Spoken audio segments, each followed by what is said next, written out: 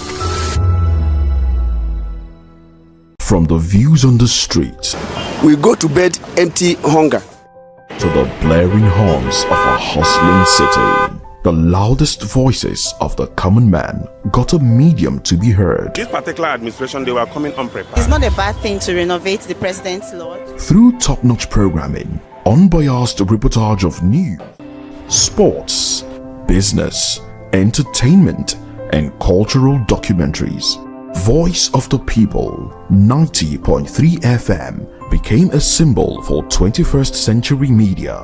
And now, a new baby is born.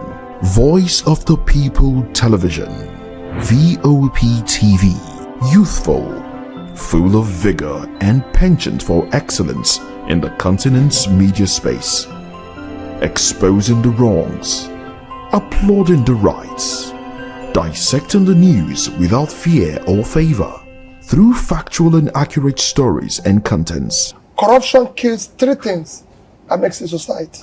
Representing the interests of the people and giving them a voice. Voice of the People TV is here to stay towards building a fair society. VOP TV, Voice of the People Television, truly a voice for the people. Ready for the extraordinary? Something big is happening on your screen. Introducing VOP TV, now streaming on SLTV channel 264. From breaking news to captivating conversations, news analysis, giving you all sides to the story. We break in-depth discussions on the issues that matter, from politics to sports, entertainment, and lifestyle. VOP TV on SLTV channel 264. Join us as we redefine what television means to you. Voice of the People Television, VOP TV. Now you have more than a voice.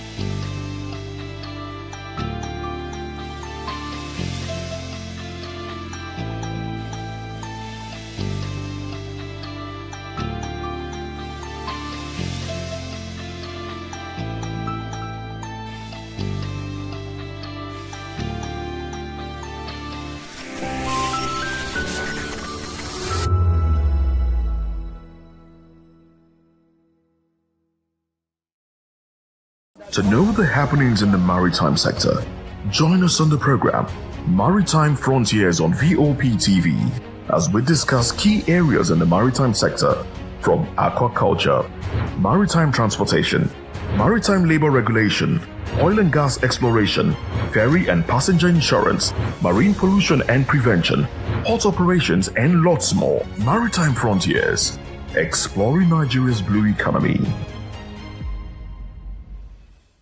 We we encourage you to click on the like button and subscribe to our YouTube channel. We are Voice of the People TV. Also follow us on all our social media platforms. We are at VOP TV Live. Visit our website www.vop.ng for fresh and trending news. Also watch us live on SLTV channel 264. VOP TV, Voice of the People Television. In a world where power shifts with every headlines, news breaks and events happens, we bring you unbiased and explicit information on politics, economy and state of the nation. We break down the chaos. Facts, not fluff. Truth, not spin. We discuss not just politics, but a glimpse into the future. Join Moses, Chukuma and Fina on Voice of the People TM. Voice of the People Television. Now you have more than a voice.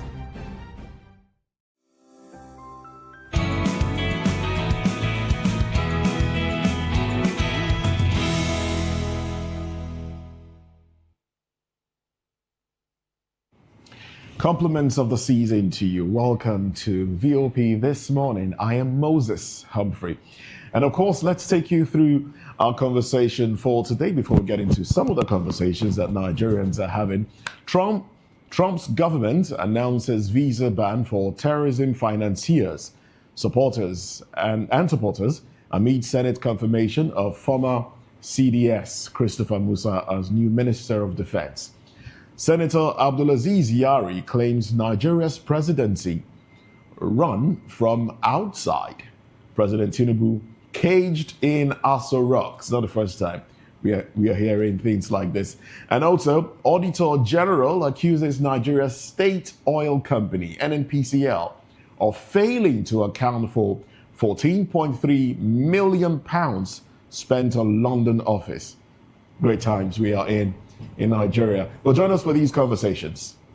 Good morning and thanks for joining us. Well, Moses, we are used to hearing this kind of, he's caged inside. Mr. President, we need to let you know, if you are caged, please uncage yourself. Nigerians need you. Let's deliver the president. Let's deliver the president. I am Chukuma Okoro.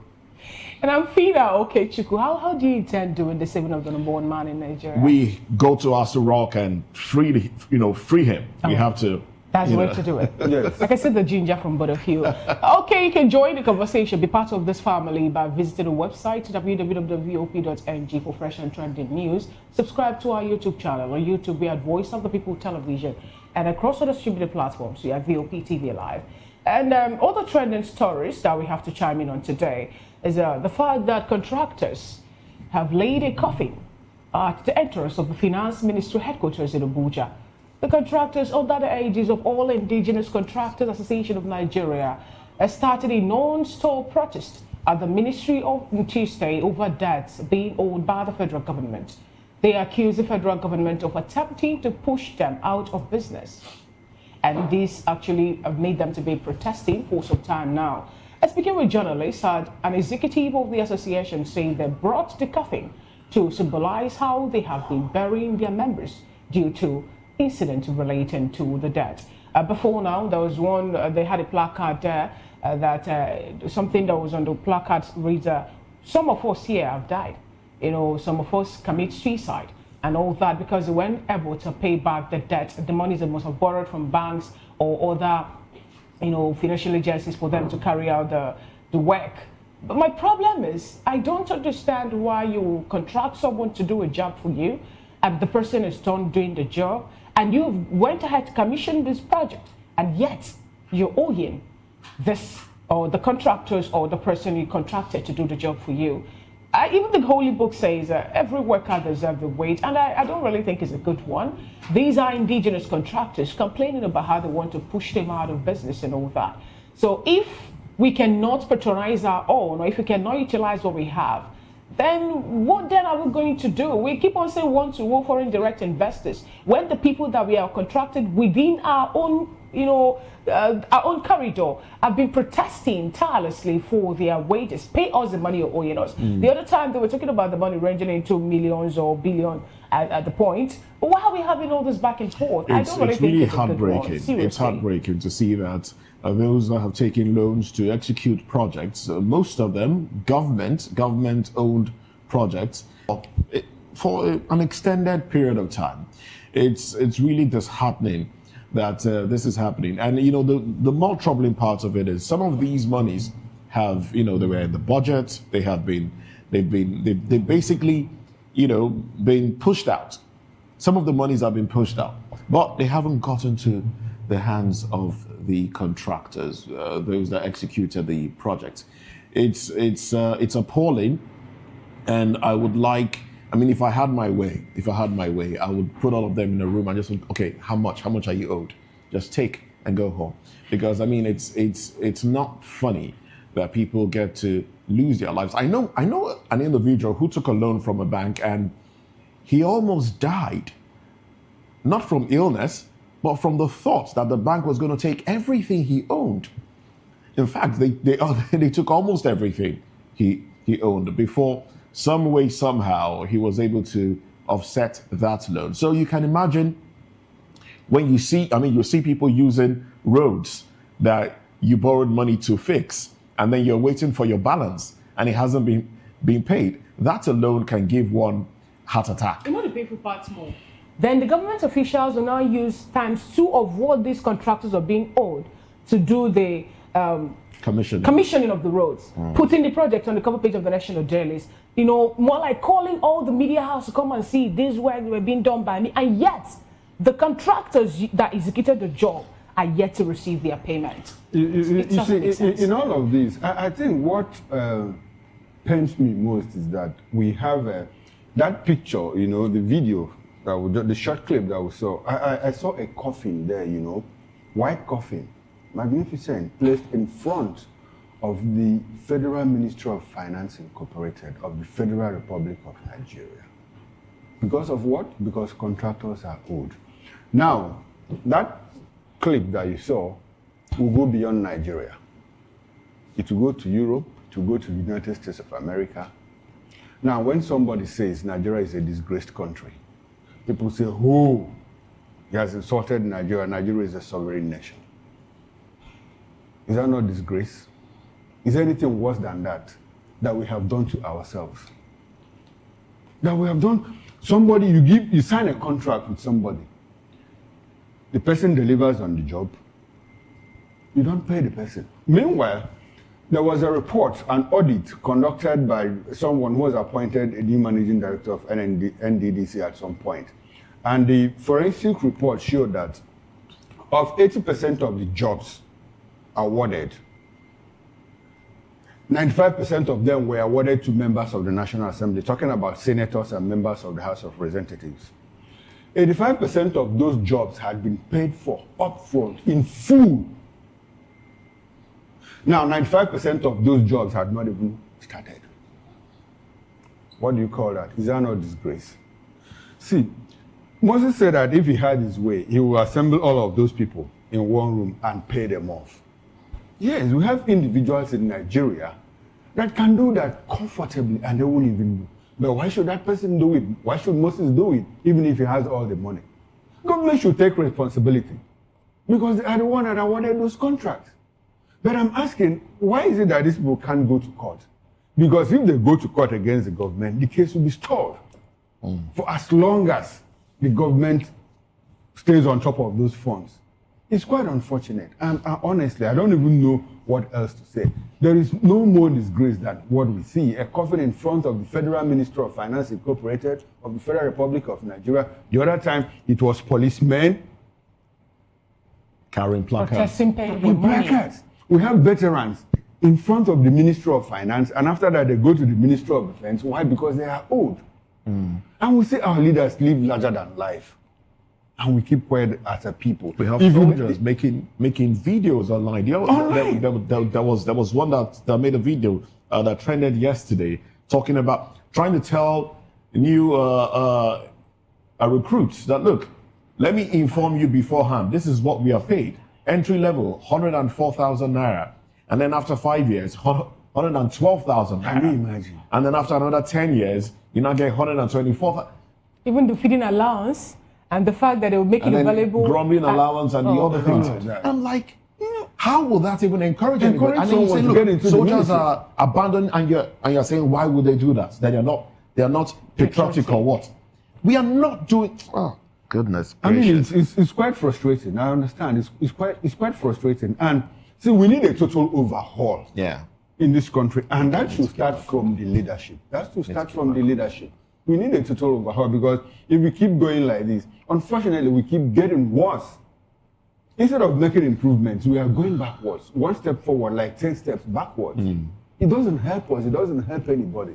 Like I said, I have lived, by the grace of God, more than half of my life. I'm in my 50s, heading to 60, as a matter of fact. But I fear for my children. That is my concern. I fear for them, because I don't see any improvements. Anywhere you turn, there's a problem. You turn to the health sector, there's a problem. You turn to the education sector, there's a problem. Security is everywhere. Economy is in utter decline without any improvements and all of that. And we have people, we have judges, when they go on a conference, they sing on your mandate, you stand. You get into the National Assembly, the legislators are singing on your mandate. Which mandate are we talking about? Nigerians are dying in their numbers. I think we need to put that mandate off the rug. We need to tell ourselves the truth. We need to tell ourselves the truth on every level. You said something. You said when they say Nigeria is a disgraced country, we start to raise our noses and say, "Oh no, we are not. Don't say that. Nigeria is a sovereign nation." Blah blah blah blah blah blah blah. Somebody came out the other time and said, "Look, the mega city stinks." And they went hard on her. Why would you say that? Because you're go from back to your outside state and. Well, truly, let's look around us. I was along the Egbeda Road. That leads from Ikotun. The road that leads from Ikotun to Idimo over the weekend, and then there were heaps of refuse bags on the median. A lot of them on the median, long stretch. On the median. And then there was a group somewhere else trying to clear the drainage. But somewhere down the road, there was another individual pouring refuse into the drainage. And the entire place, and then before you get to Idimo, there was a truck parked there. This was like at about 10 a.m. Okay. Business people were out and all of that. And the whole place was smelling. The truck was there trying to clear some drainage at its own point. The entire place was smelling. And I just smiled to myself. I said, look, if somebody comes down and says, this place stinks, somebody else will get upset that you're telling the truth rather than try to fix it. The problem. And that's the problem we are having.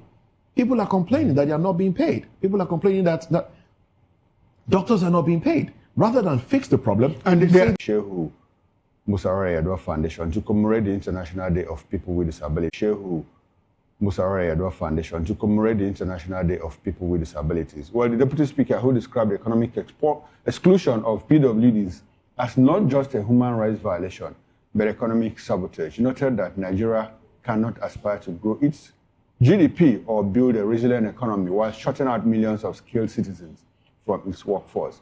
Well, he said that the House Committee on Disability Matters, chaired by Honorable Bashiru Dawudu, now has full legislative backing to demand recruitment records and ensure MDAs account for their compliance with the Discrimination Against Persons with Disabilities Prohibition Act enacted in 2018. Well, this is a good one. It's a policy statement. As usual, it's implementation that becomes the problem.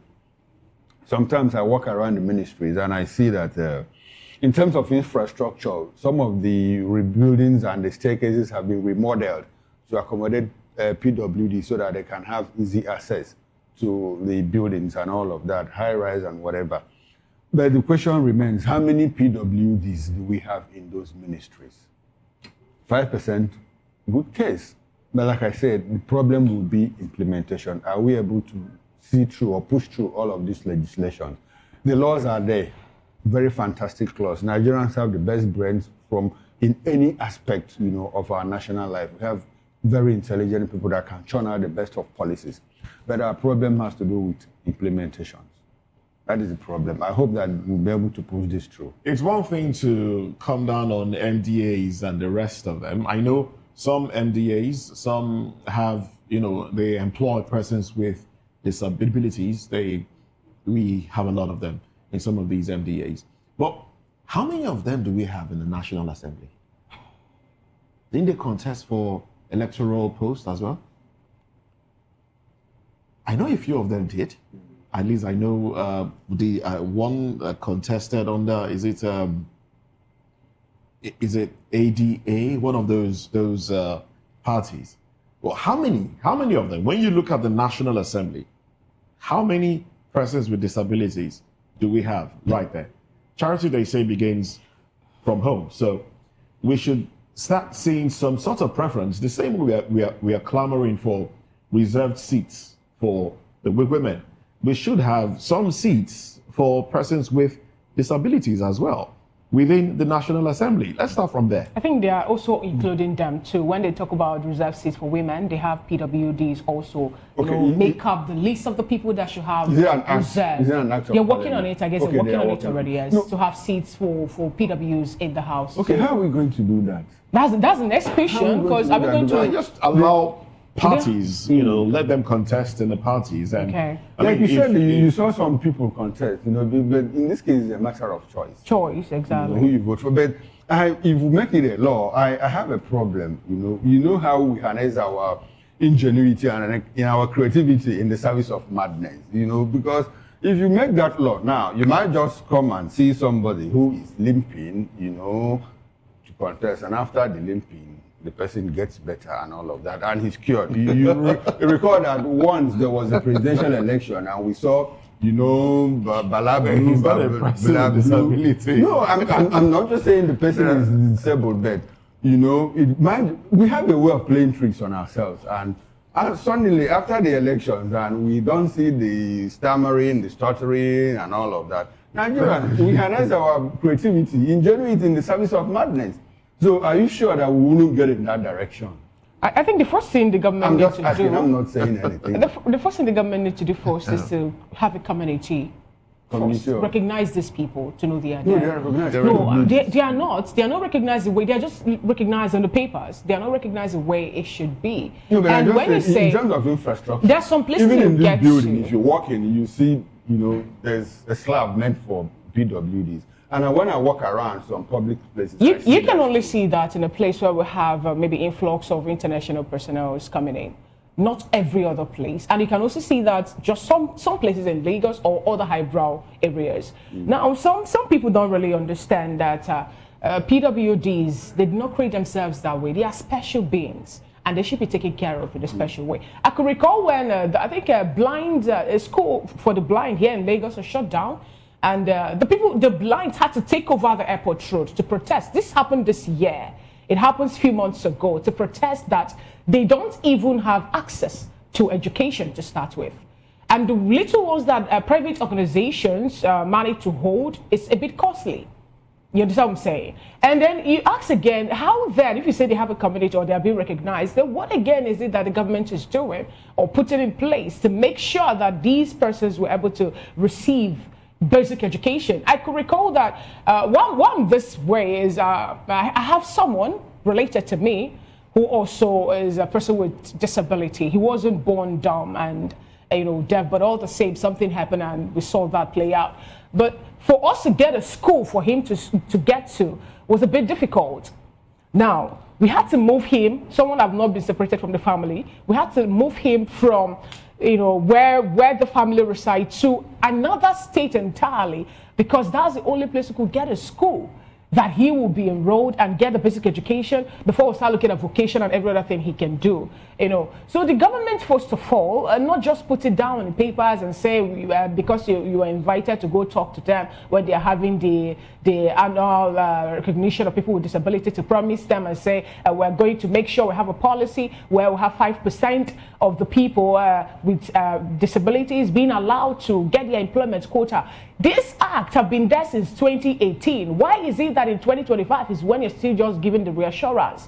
We would have seen this play out all this while, not suddenly. 2018, I think how many years down the line, you're still making more like an appeal or trying to tell people that, okay, we're working on it to have to do it and this and that. It doesn't really speak well of the government. We should stop being reactionary. We should start doing things the way it's supposed to be. That is all I can tell you. Next year, Next year, another spokesperson will still go again to that forum and still tell them, we are already working on the National Assembly for the 5% quota to be delivered and all. It doesn't work that way. Nigeria is work in progress. We're always working on it. For how long? Just 65 years. Just like every other nation. 65 years. We are evolving as a people. Anyway, let's move away from that. Moses? Yes, let's move away from that. Let's go to Edo State, where the State House of Assembly has summoned the lawmaker representing Ego constituency, Senator Natasha Osawaru Idibia, to explain what members describe as behavior capable of embarrassing the House. Now, the summon was issued during plenary after videos of the legislator, who's married to musician Innocent Idibia, popularly known as Tubaba, went online, spread online actually. And according to the speaker, Blessing Agbebaku, the lawmaker must appear before the House Committee on Ethics and Privileges within 1 week to respond to the allegation of misconduct linked to her recent action. Agbebaku said the Assembly could not pretend that the issue had not affected the public perception of the House, stressing that lawmakers must carry themselves with dignity at all times. Yes, I think we had this conversation. It was an aside yesterday when we had this conversation around Natasha Idibia as it is. I don't even know if they are officially married, because we are having they did traditional marriage. Yeah, no, but she's answering Idibia. Yeah, they had their traditional marriage. No problem.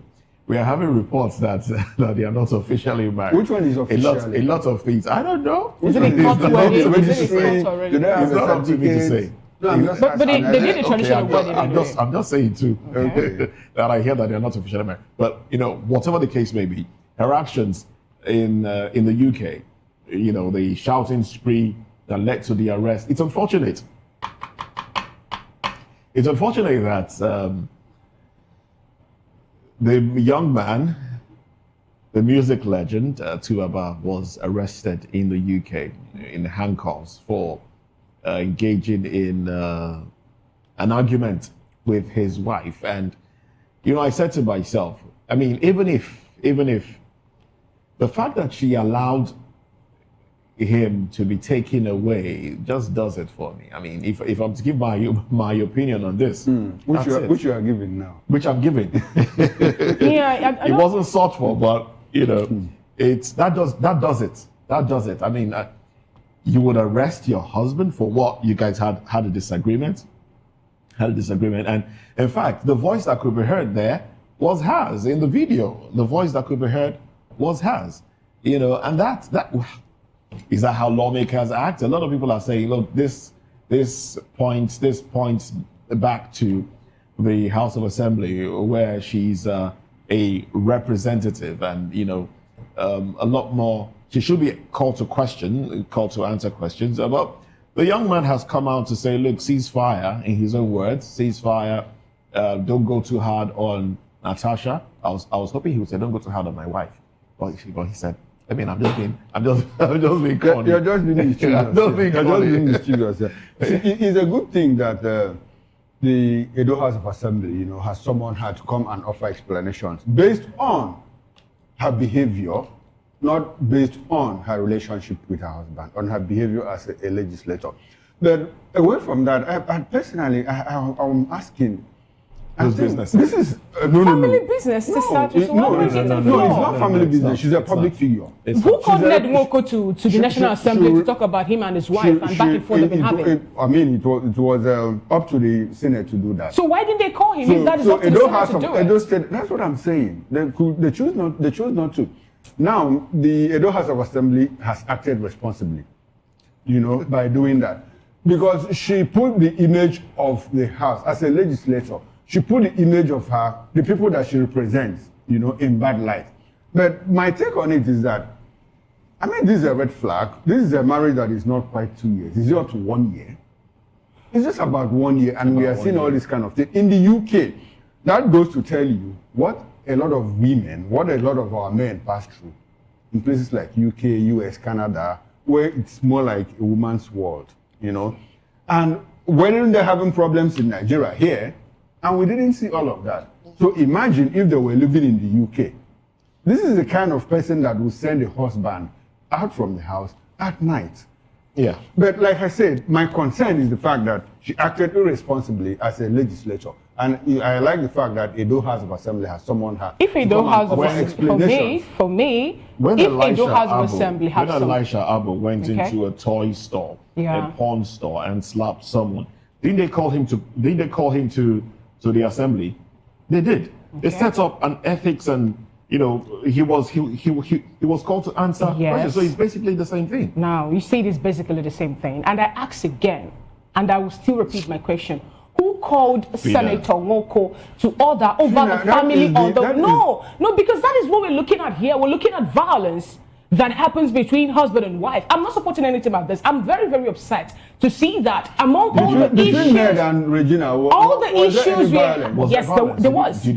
Was there violence? Who, did you see who that? posted the videos of destructed properties and everything? Did you see you don't say it's that violence.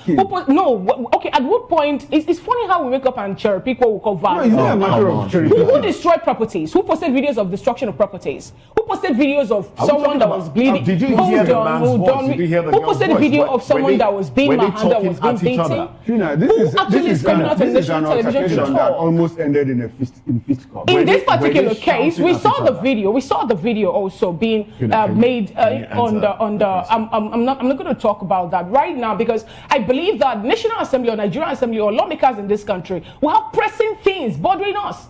And then you're bringing someone's family matter to say, let's discuss it. If the marriage is not working, it's the state assembly. But now, it is not a family matter. It's a family matter. No, the woman there is a legislator representing people. Okay. So he's talking about the men who indirectly or directly are also maltreating or having things to do. Okay, because yes, I've not come up with maybe an example of a man who or is it because it was being suppressed? We have better things to talk about, please. I believe. I just gave you an example of Elisha Abbo and how the ethics and the committee called him. The only thing I can say here is when there's a fallout, people think of how to pick on the weaker person actually to work on. For me, so in this case, the weaker person? It's what you want for. A man is in handcuffs, so who's the weaker person? Now, the thing is, Chukuma, you must always say something to say, before a video will come out, something must have transpired. Okay. Nobody is a mad person and to then there was another video where he came online, and we heard that she slapped the phone off his hand. You heard? We saw. Didn't you watch the video? You saw. The video was blurred. Ladies and gentlemen, and at the end of the day, they continue with their because I'm not being anything, but I think we need to. I'm not a feminist. I don't like. No, I'm not. I'm not a feminist. I'm not a feminist. I don't like when things are not the way it's supposed to be. I never supported what's it called, Natasha Sawaru for her attitude or her actions. I never did. And also Two-Face too. No, yes, Idibia. And Two-Face also should know. Or Tubaba Innocent Idibia also. No, him also is an ambassador and a public figure. So I expect them to know better on how to carry out in their marriage and every other thing. But making it to be more like a thing where we have more pressing challenges. We have issue of insecurity and every other thing in the country. And they're bringing to protect the perception of members of that assembly. Okay. Yes. Tomorrow you also protect the perception of people who are there. I do. I have the papers before me this morning. And I would like to start off from the Punch newspaper this morning. And above the masthead, we have these headlines. FG unveils 54 trillion naira budget as debt service gobs 16 trillion naira. Voter register review begins as INEC closes registration. U.S. company withdraws Nigeria's presidential jet from sale. Then, beside the masthead, U.S. most visa ban over alleged Christian killings in Nigeria. The banner headline, abduction crisis. National Assembly asks federal government to name terrorism financiers. Right after that story, lawmakers demand guards for schools, worship hall. New defense minister probe KB kidnap. Army general's death. The story is on page 2 of the Punch newspaper. Miners reject governor's 6 months mining ban plan. AMCON repays 3.6 trillion naira loan to CBN. Abiodun presents 1.67 trillion naira 2026 appropriation bill to Ogun Assembly.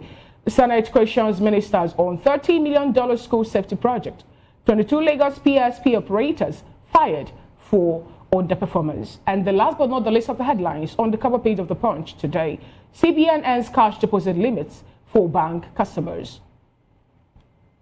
All right, those are the stories you find on the cover page of the Punch newspaper today. And I guess that's how far we can go on the newspaper review. But do well to join Chukwuma and Moses for the newspaper analysis proper on top of the hour, 10 a.m. here on Voice of the People Television. We'll go on a quick break. When we'll come back, we'll look into the first topic of conversation. Trump government announces visa ban for terrorism financiers, supporters. Amid Senate, also we have the Senate confirming the former CDS Christopher Musa as the new Minister of Defense. Do well to stay with us.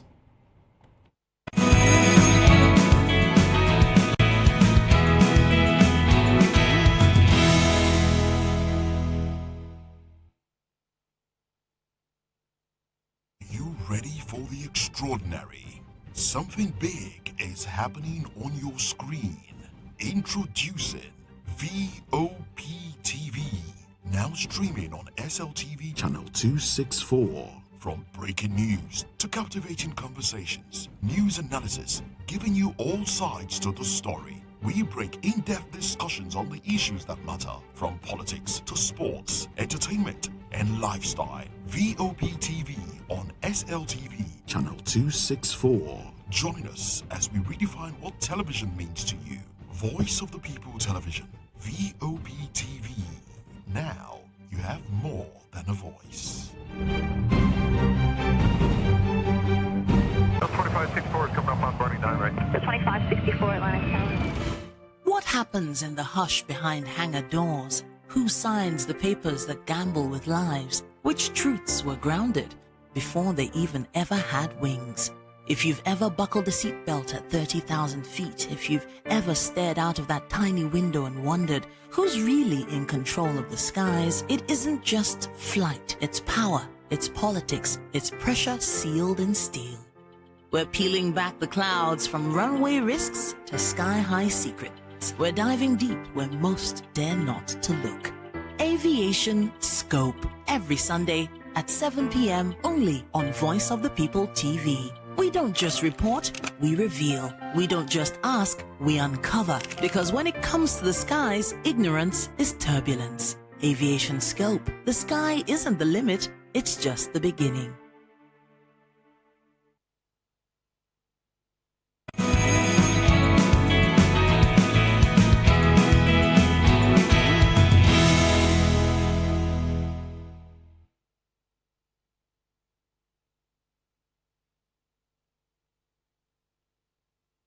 Well, thanks for joining us. Now, the administration of President Donald Trump has announced visa restrictions targeting Nigerians involved in funding or supporting genocide against Christians in Nigeria.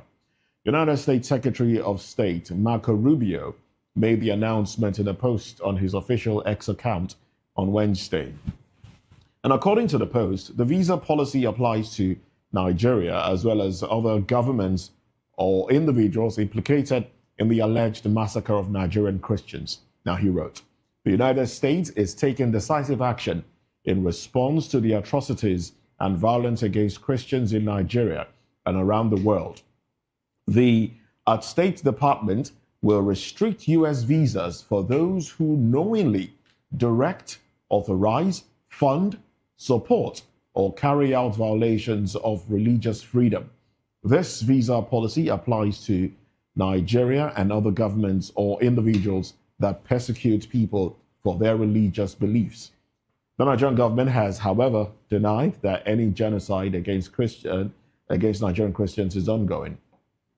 Meanwhile, the Senate on Wednesday confirmed the nomination of General Christopher Gwabin Musa, the immediate past Chief of Defense Staff, as Minister of Defense, following a rigorous screening in which he presented what lawmakers described as one of the most comprehensive security reform plans seen in recent years. Nominated by President Bola Ahmed Tinubu, General Musa told senators that Nigeria has reached a critical juncture in its fight against terrorism, banditry, kidnapping, and violent crimes. He emphasized the need for a bold, intelligence-driven, and community-rooted security strategy, warning that piecemeal or reactive measures would no longer suffice. Oh well, let's get to meet our analyst for today. We have Daily Fanimo, a public affairs commentator And also we have Sunday Dada, who is also a public affairs commentator. He will be joining us virtually. And from Kaduna, we have Elder Yusuf Suleiman Dambaki, a student in Policy and Development Studies. That's a PhD student in Policy and Development Studies at Madabello University, Zaria.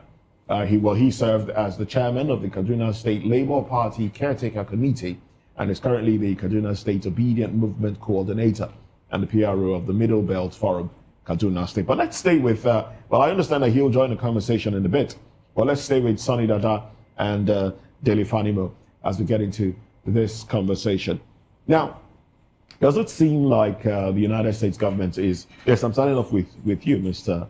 Fanimo. Does it seem like the United States government is more serious in dealing with terrorism financiers than the government in Nigeria? Because here in Nigeria, we're still hearing, okay, they're still compiling the list, they're going through the list that was initially given to them. But in the United States, actions are being taken. Will this government come off as being serious in wanting to deal with the issues? There's no way you want to defend the action of the government in terms of their level of seriousness in combating insurgency, kidnapping, and genocide. Because if it will take another country to rein in the government into action, then it shows that ab initio there was no level of seriousness on the part of the government. One thing that I know is that it is either of two things, either intelligence failure or lack of will to take the necessary step.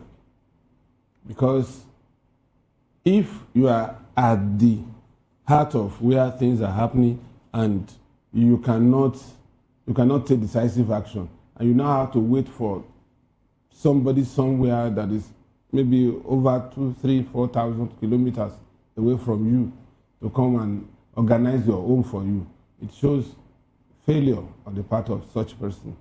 And in this case, the government of Nigeria, because I wasn't expecting that it took up to this time before government started making announcements that they are likely to release some names.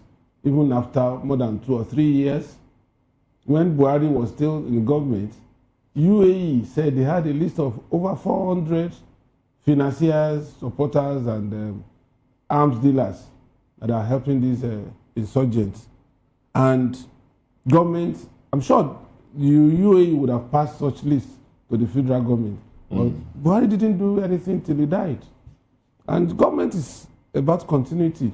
I expect that as soon as Tinubu came into government, he should look into those files and take action. Looking into those files, isn't it curious more like the United States had said, look, we are going to slam visa ban on Nigerians, private and people in government who are sponsoring Christian genocide in Nigeria. Now, how did they get those names?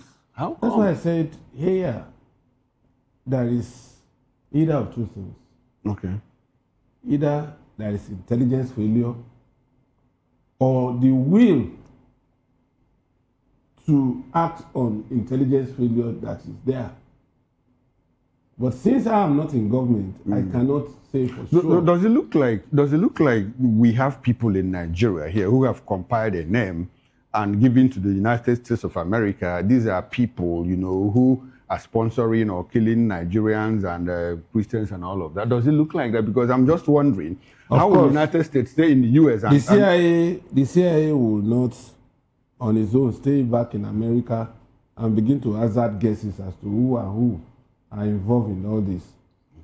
They must have used local intelligence to also sieve through names, profile people before they arrive at their own list. So will it be fair, to slam those people with visa ban without having to hear their own side of the story?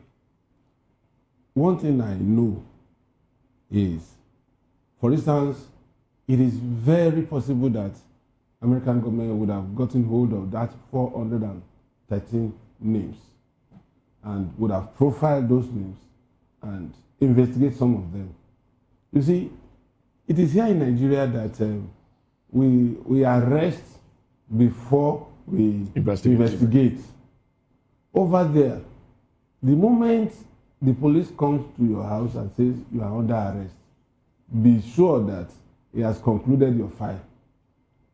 And that's why they use that slogan, that you are advised to remain silent, that every other thing you say will be used as evidence against you. That means it's an addition to what is contained in that file. So in this case, and in all honesty, this is the best approach to fighting insurgency in Nigeria. Okay. Because I liken it to you chasing a drug peddler on the street. The total drug in his pouch is probably like 500,000. But you are leaving the baron that brings in over 20 billion worth of drugs strolling around the street.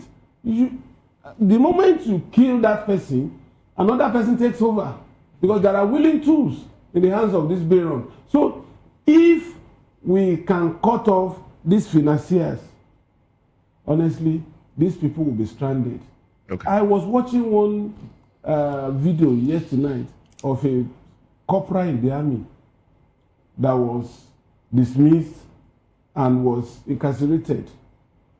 He said most of the time when they go to battle, what they see is a sophisticated weapon in the hands of these bandits or the terrorists as against their own. The killing range of his own rifle, which is AK-47, is 400 meters. But the killing range of the other man's weapon is 1,200 meters. So how do you confront such a person? And the rounds in that man's arm is about 300, whereas his own arm, even if he triples, AK-47 takes only 30 rounds in a magazine. So you can double it or triple it. Even when you triple it, it's still 90 against 300. So how do you confront such person? Okay, we'll come back and like talk. If time allows us, we'll talk about the budgets and how is it possible that so much is put into defense, but then the bandits and terrorists seem to have more weapons than the Nigerian army. We'll come back and talk about that if time allows us. Let's go to Port Harcourt, where we're being joined by Sonny Dada. Good morning to you. Good morning, and good morning to you. Good to have you join the conversation this morning. Now, the action taken by the United States, at what point would you say, okay, this is overstepping? You know, if they say, okay, we are restricting these people because they are sympathizers of terrorists in Nigeria or sponsors of terrorists in Nigeria, at what point would that be overstepping? I understand the visa is at the prerogative of the country that is issuing it, but at what point, especially as it concerns the conversation around the United States chiming into the issues of genocide in Nigeria, genocide against Christians in Nigeria? Well, I think we have gone beyond discussions around genocide against Christians in Nigeria. Now we're now at the level of discussing a global response to terrorism in the country. One thing you should know is that terrorism is a global issue, and so any country that is not a terrorism financier is obligated, to give the kind of response that we are seeing coming from the United States government. So we want to commend them. So it is not an overstep, or it is not overstepping their bounds or an interference with the affairs of Nigeria, but rather their own global responsibility. The United States acts as the policeman of the world, so it is within their responsibility to act, against terrorism financiers, because a terrorism financier in Nigeria today could potentially become a terrorism financier in the US or in any other part of the world. But I still see their response as a cosmetic response, just like, Nigeria. I don't think that a visa ban will do any serious damage or will deter these terrorism financiers. What I think that the United States government should do is to publish their names. We want to see their faces on TV. We want to read about them on newspapers. We want to hear their names. Should that be done by your government? I know that States. That's why I describe it as a cosmetic response, because this is the same type of cosmetic response we have been seeing from the Nigerian government, over the years, even though we have heard of the existence of such lists and we have not seen the names. And the United States government has joined in the fray. I thought that with the level of, with the avalanche of intelligence reports, within their disposal, right from Interpol, right from the CIA, even right from Mossad, because you know that the CIA works with the Israeli Mossad. So with such avalanche of data at their disposal, I thought that if they want to carry out this kind of action, they should have been bold enough to list the names, and I'm saying this because I suspect that some of these terrorism financiers are either part of government or they are friends of government, and that is why the Nigerian government, from President Muhammad Buhari, now to the regime of President Tinubu, has been very reluctant, in publishing these names. Probably because some of these financiers are in government working as talking about officials. Sorry to butt in at this point. Talking about some of these financiers being part of the government, we understand from feelers around that the resignation or sack, whichever one you choose to use, of the Minister of Defense was initiated by the government of America. We understand that there was pressure on the government in Nigeria here to lay him off and then appoint somebody else. How do you react to that?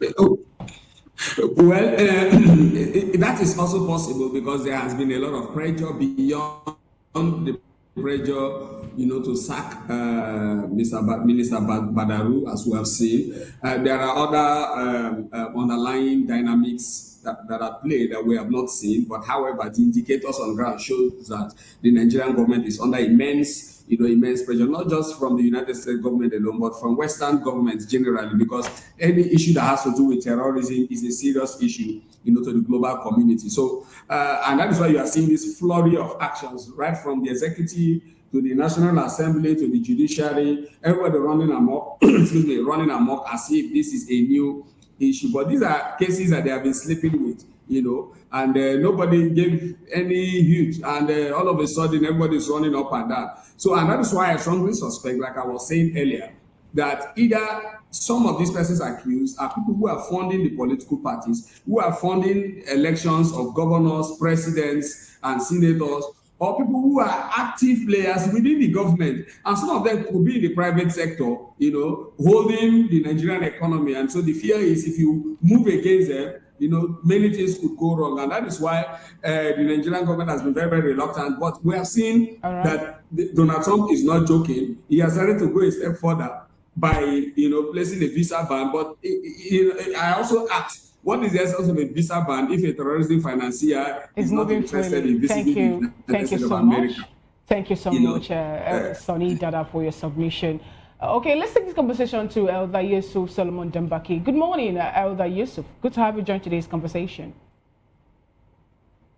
Morning, and nice being with you. Thank you so much for being here. Let's get first your opinion on the visa ban for financiers of terrorism in Nigeria. What do you make of it? And the fact that some people also are pointing fingers to the international blocs as sponsors of terrorism in Nigeria. I could recall in one of the media charts granted by your kinsman, he was of the opinion that some of those men, when they're being caught, they see them in foreign currency, which definitely is not from Nigeria, but from another country entirely. What do you have to say about that too? And also, I will also take it a bit to ask you about the feeling of the people that suddenly the man that was sacked by this present administration is now called back as the Minister of Defense? Okay, let me start with your first question. I think any action that leads to a reaction has yielded some results. Even from the beginning, when America spoke, it's like a stimuli to what we are going through, and Nigeria, being an organism in this sense, responded to the stimuli. So I think every action has some procedures. Though I agree with the last speaker that we are still at the cosmetic level, but it's a process, and it will grow to the next and to the next and to the higher level. For the band now is another level that will also take us to the next level. So I think we should be patient. What the United States is doing is yielding results for me, because before that time, we had political appointees that were for political reasons. But we're beginning to see now, with the appointment of the former CDS as the chief of, the Minister of Defense, as now everybody knows that this is not just for political compensation. It's a decisive decision based on square pegs and square holes. So I think this administration is responding to that. And then the ban sincerely is going to also take us to another level of action that will help put them to check. Yes, we are going to get to that level where their names will be published, but we have to enjoy the process of every stage and the results that comes with it. So I think we eventually get there. And to your second question, sincerely, here in Kaduna State, and in fact the whole of Nigeria, the news of his reappointment was received with so much joy. In fact, I think his appointment is also based on public opinion, because we had this outcry, people demanding for his return. And like one of the senators will say, that even before their screening, Nigeria have screened him and found him fit for the job. When you say people are clamoring for his return, recall that General Christopher Musa retired was of the opinion that the non-kinetic approach and measure which Nigerian governments, over the year have been using for the terrorists is a no-no for him. He is of the opinion that we should go all out and bombard them and kill them when necessary, that we shouldn't find a way to go for piecemeal and think of rehabilitating them and all that. A call or a move which some persons also, especially those in North, still frown at, saying, recall the statement made by even the former governor of your state and other persons in the, within that region about how attack on Boko Haram members or insurgent group happens to be attack on the North and all that. What do you make of it? Yes, I think it's one of the reasons why Nigerians felt he's the right man for the job, because you don't negotiate with terrorists, especially when the negotiation demands that their guns are on the table. That puts government on the weaker side of the negotiating table. Even in the amnesty granted in time past by Yar'Adua to the militants in the South, the first condition was drop your arms. But in this negotiation, there is no dropping of arms. So what are you negotiating? And he made reference to past negotiations with communities where he was heading the operations in Borno, and the negotiation fails because the terrorists use negotiation to buy time and to get more money, to buy more weapons, and come back to attack. So Nigerians see that as the best way to ending this. And I'm happy that Mr. President has finally, perhaps, let me say, corrected his mistake, because removing him as the CDS was, as it has shown now, that was a mistake. And I believe with his innovative and out-of-the-box strategy of fighting terrorism, we're going to see a better result now that he has moved from the operational level to the policy making level. Thank you so much. Now, let me get your opinion on this. What's your take on the non-kinetic approach? The de-radicalization of terrorist members and their reintegration back into the society. The likes of Sheikh Ahmed Gumi was also calling for amnesty for them. Still in Kaduna, he said something about those in Kaduna now dropping their weapons, that some roads now can be applied by motorists within 2-3 times in a week, and how some 500 acres of land have been recovered from bandits. What is your take on the non-kinetic approach? Have you seen anybody who was de-radicalized bring back to society? And, you know, let's get your opinion on it. Yeah, that type of non-kinetic approach is not sustainable. That type of negotiation is not sustainable. Maybe we'll temporarily see a ceasefire, but in the long run, there'll be a massive comeback because they'll have more arms. And in addition to dealing with sponsors, I think we have to get to the level where we'll be dealing with sympathizers. Sympathizers do more harm, or rather of almost the same harm with the sponsors. Sheikh Gumi fall in the category of sympathizers. He is not looking at the fact that these people, though from the Islam as a religion, but the killing does not really represent Islam. Because when you keep identifying with them, people get confused as to who is who. Okay. Because they are not true Muslims. They don't even pray. All right. So you can't put them in the category of Muslims. We live with Muslims that are not like that. That ban, you know, that the United States intend to place on some Nigerians, both people in government and the private sector. But I ask you, of what effect will it be? I mean, these people, if they don't go to US, like, as a matter of fact, we have people who serve, who live, you know, for like 10, 15 years. They don't go to the US. Of what effect will it be? As a matter of fact, a lot of them even prefer going to Asia now. They could go to Iran and they could go to other places. So of what effect will the visa ban be? Well, to be candid, US as it stands now, it's one country that you cannot replace in the hearts of Nigerians or anybody in the world. Perhaps because of the investment they have there, their family members that they have there, and also the medical checkup that they do go to once in a while. When you are denied that privilege, when you have to be restricted, it keeps you like in prison. For them, you may not understand, but for them it's something. And like I said, it is not the end of it, but it is a stage also. Okay, it's not the end of it, it's a stage. All right, thank you, Mr. Dambaki. We'll come back to it in the course of the conversation. I would like to go back to Mr. Sonny Dada. Mr. Sonny Dada, you are saying that, look, the visa ban is not going to work anything because that we need to step forward and release the names of those people, you know, so that we'll see them in Nigeria. But let's come back to Nigeria. We have cases where people, you understand what our judiciary has become. Even the president himself did acknowledge that, look, Nigerians have lost faith in the judiciary. So if we have a situation where we release those names and they are prosecuted, do you think that it will come to anything?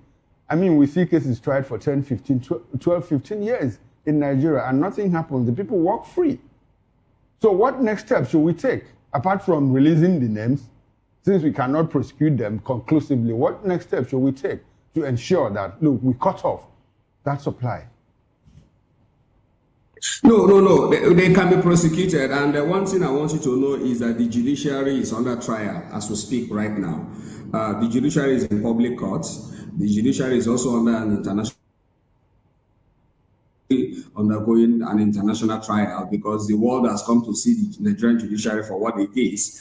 As a matter of fact, we're where we are today because of what the role the judiciary has also played. But I wanted to take a look at something. The moment the United States government expressed interest in the genocide, the alleged genocide issue in Nigeria, we suddenly see the speedy prosecution and judgment of some, terrorists whose cases were pending even before now. About 3 or 4 of them, the court quickly handed down judgments, and the prosecutors, which is the government, became very serious with the issue. So that's to tell you that with pressure from citizens, the judiciary can, wake up and be alive to its responsibilities. But beyond prosecution, there are a number of things that can be done. Naming and shaming is very, very important. It plays a very, very serious role, in mitigating criminal activities in our society. And we have seen this oftentimes. So when we know that these are the terrorist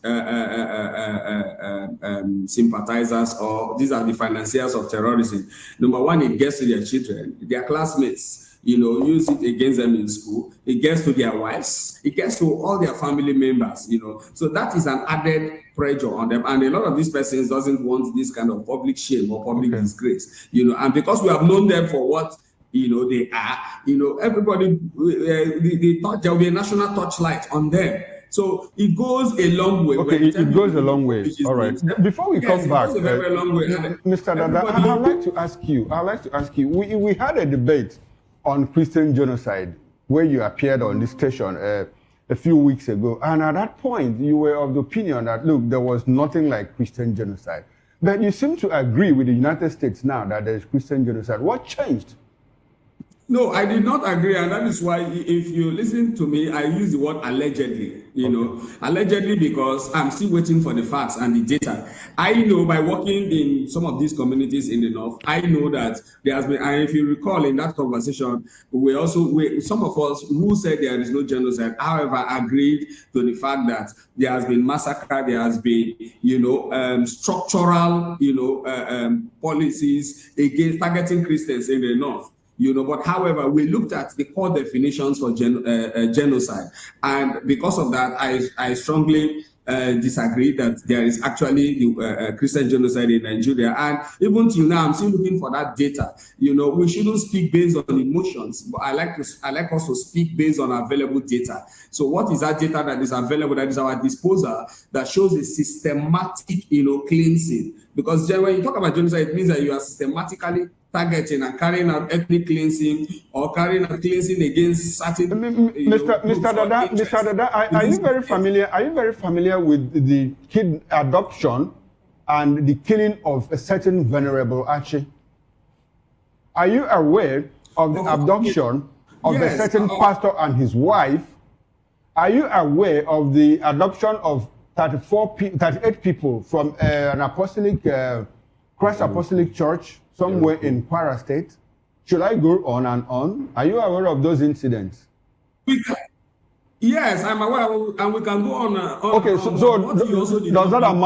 that amount to genocide? No, I'm coming. What you also did not mention is also the kidnapping of 2 children in Kebbi State, who are all Muslims. When that incident happened, I was worried. I said, this may add fuel to Donald Trump, because I thought that those children may have come from Christian background, but only for us to realize that they are also Muslims. But this is not to hold brief for those who are perpetrating these killings. But what I'm saying is that as a country, we are all in this country. We know what happens even down southeast. Okay. We know what happens in other parts of the country. Mr. Dada, we are running out of time. But the girls that were kidnapped in in Kebbi State, do you have information that any of them was killed? Like, I do have information, and that in the Christ Apostolic Church, in the crossfire, Christians were killed. Does that make a difference? I still don't agree that it makes so much difference to the extent that all of us will now agree that there is a Christian genocide in Nigeria. By the way, I am a pastor. I'm a pastor of a church. If you must know, I am a pastor in the Redeemed Christian Church of God. So I should even be the one that should be at the forefront clamoring that there is a genocide against Christians. But because of my professional background, I like to deal with data. I work with data. All right, then. Having experience across various regions, working across various regions in this country, I know what I see and I know what I hear in each region. Well, a lot of... I don't want us to diminish the fact that we are having a serious case of insecurity in our hands, and what Muslims are being killed or Christians. Well, thank you very much. We must take steps. Well, these are your opinion. A lot of Christians around the Benue and Plateau axis will tell you that, look, it's a genocide against them because they are being killed and chased out of their homes and having to live in IDP camps. That's their own reality. But let's not dwell on this. Let me come back to Dele Fanimo now. Let's talk a bit about monies that have been set aside for the Ministry of Defense, procurement of arms and the rest of things. In 2024, there's a reported 3.85 trillion naira budget for defense. And then we've seen procurement. I don't want to talk about Tucano jets. I mean, we've talked about that quite a number of times. But besides the Tucano jets, a lot of other weapons have been acquired by the Nigerian state to combat terrorism. How is it that with all these monies, 3.85 trillion naira, 1.57 trillion naira, it goes on a 2.98 trillion naira sectoral breakdown, with all these monies over time from we can just say maybe from 2015 up until now, a lot of all these monies put into defense, and yet what it seems like our soldiers have is just AK-47, like you mentioned. And then these individuals have more sophisticated weapons. In fact, in some cases, when there's to be a confrontation, when they hear the sound of the guns being fired by the terrorists, they tell you, look, we can't go there because that sounds louder than ours. What is going on? How can we defend all these things, the budgeted funds? You see, the armed forces is not immune to the general malaise of corruption in Nigeria. Corruption is also in the armed forces. Some soldiers that were at the theater of war, some of them will tell you in their closet that their rations were denied. Some of them will even tell you that the allowance they're supposed to get for that tour of duty, which takes them away from their family and all the rest, are not paid as and when due. And these are monies budgeted. Another thing again is sometimes what is budgeted and what is pushed out is at variance. Like you mentioned, 3-point-something trillion. The total amount that may have been disbursed at that period may be a far cry from what was budgeted and what we Nigerians hold on to. So now another thing again is I met a soldier, an officer, way back in 2019. I was on a trip from outside the country. We met in transit. And when he got to know that I'm a Nigerian and I'm a journalist, we had discussions and he showed me pictures and everything that I needed to believe in. And part of the discussion was that there is endemic corruption in the theater of war. That as at that time, a major in the Nigerian army was making a thrift of 3 million naira a month. Where is that money coming from? Because at that time, the salary of a major in the army was not up to 400,000. So where is he getting the money? 400,000 naira. Yes, at that time. So, and he's making a thrift of 3 million naira a month, which means that the 2.6 million, assuming without conceding that it's not touching his salary, where is he getting the 2.6 million naira monthly to show up the balance of 2.6 to make it 3 million naira every month? And that tells you the kind of shenanigans going on in the theater of war. That's why some of these soldiers, some of them will just drop their uniform and cross over to the next available country that is contiguous to Nigeria, and from there they will flee out of the country. Okay, let's because we are running out of time. Let's look at the new Minister of Defense. That was sent for screening. What would be your overall take on the screening conducted yesterday? Because we saw initially he was to be asked to just take a bow and leave, but the President of the Senate said no. America is on our case. we need to ask him questions. How does he intend to combat the current insecurity in Nigeria? And how would you react to Christopher Musa as a possible Minister of Defense? Christopher Musa was not, he was not allowed to tell us the full story of his. You see, that's why sometimes I look at the Senate. What is really the composition of this Senate? That they cannot ask critical questions.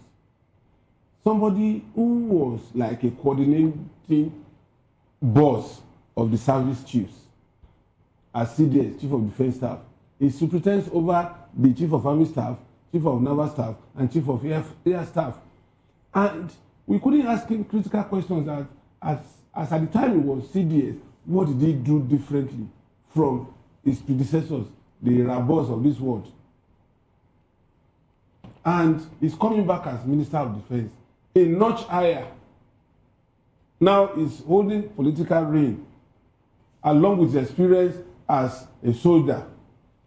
We should ask him, what was he not able to do when he was CDS that is now coming as a political actor, as Minister of Defense, that he wants to do, that will also assist us in reducing this insurgency? Nobody asked that question. Must we wait until America begin to breathe down our neck before we take the decisive step we needed to take? Okay, what about those people that have died in this process in the last 15 years? Are they not supposed to account for them? It's a real shame. Somebody was asking me yesterday that shouldn't that be a badge on Akpabio? What badge? What badge? I don't see any badge in that, honestly. All right then. Okay, well, gentlemen, I would like for you to stay with us. I understand that the Yusuf Dambaki will leave this conversation. We appreciate you for your contribution to the program. Thank you very much for joining.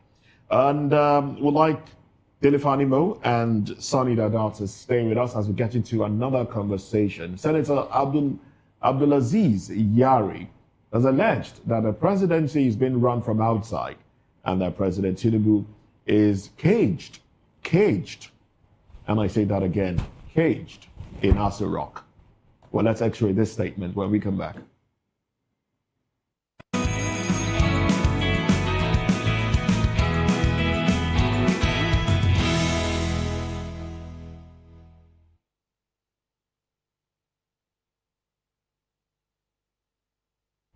Glad to have you back. It's still VOP this morning. The senator representing Zamfara West, Senator Abdulaziz Yari, has declared that the Nigerian presidency is being operated from outside the presidential villa. Senator Yari also claimed that President Bola Tinubu is caged in the presidential villa. The former governor of Zamfara State spoke during the One Nigerian Project conference in Abuja on Wednesday. In his words, those close to the presidency know that the presidency is being run from outside the villa than inside the villa. We already have the president caged there. We locked him up but we do the operations. So why not think of the trust you are given?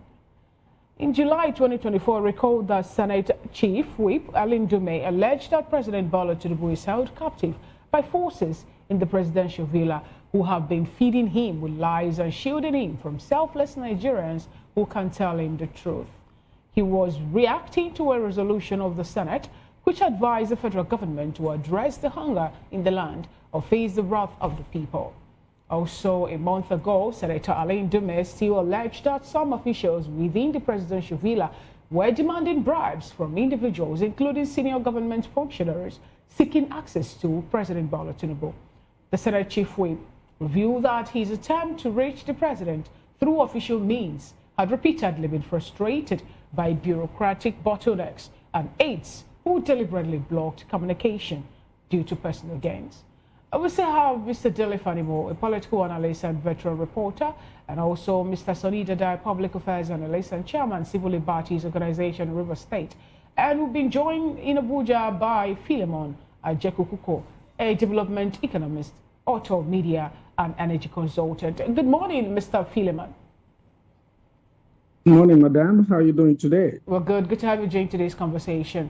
All right, you are in Abuja and the FCT where this particular story broke out from. What do you make of this? The allegation from the former governor of Zamfara State, now a senator, representing the Zamfara West Senatorial District, talking about how the president is being caged in Asorok and the presidential affairs are being run by selected individuals outside the villa. What do you make of this, please? Let's also remember that the former president, the late president, Muhammadu Buhari too, we got the information after he left the office by a certain senator then who played within the corridors of power when he was there.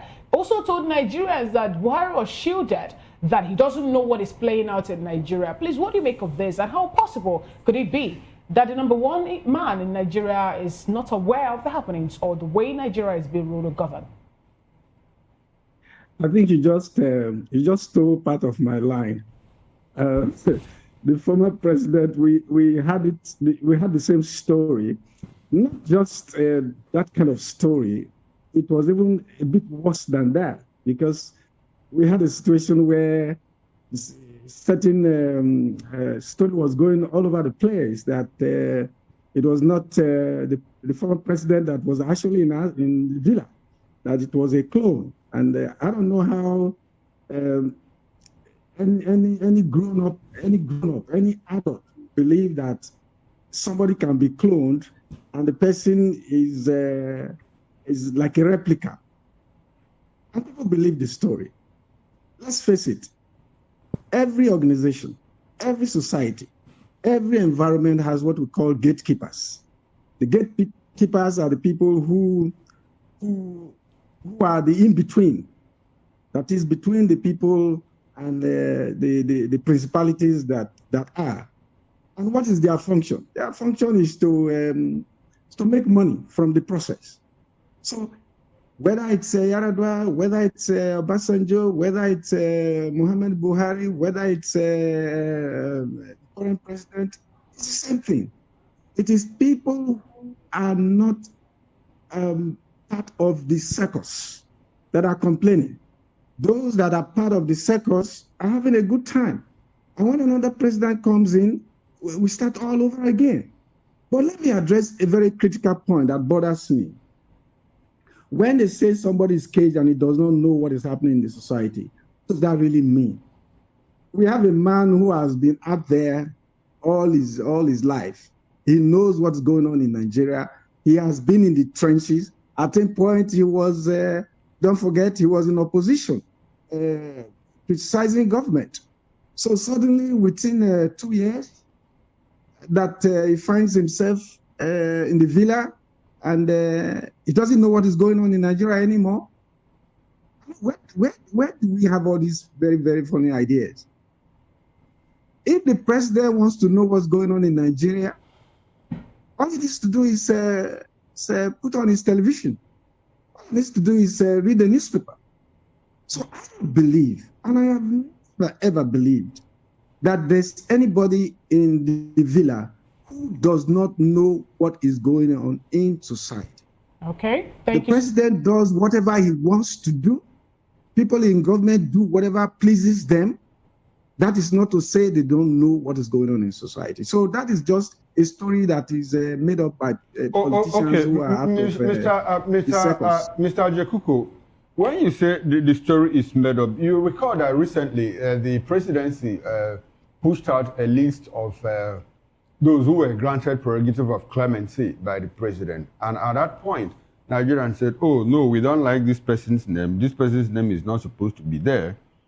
And Police Service Commission said, no, this is not the list that we pushed out. NDLEA said, no, some names were smuggled into that list because this is not the recommendations that we made. And at that point, we saw the presidency make a recant. They said, oh, sorry.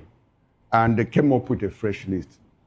Does that lend credence to the fact that the president might be caged because he didn't see that list and signed off on it? What I'm saying is this, and I want you to get me very clear. It is not that we don't have, I'm not saying the story is false. I'm not saying that. I once, popular minister of petroleum resources, Minister of State for Petroleum Resources, who could not get access to President Muhammad Buhari because the then chief executive of NNPC wasn't in good terms with him. And that guy blocked the minister's access, and the minister was supposed to be his boss. So what I'm saying is that when you say that somebody is completely oblivious of what's going on outside, that is not correct. You can let me try to put it in a way that you must take responsibility as a chief executive of a company, as a chief executive of a country. It is your responsibility to know what it is going on. And it's a question of choice.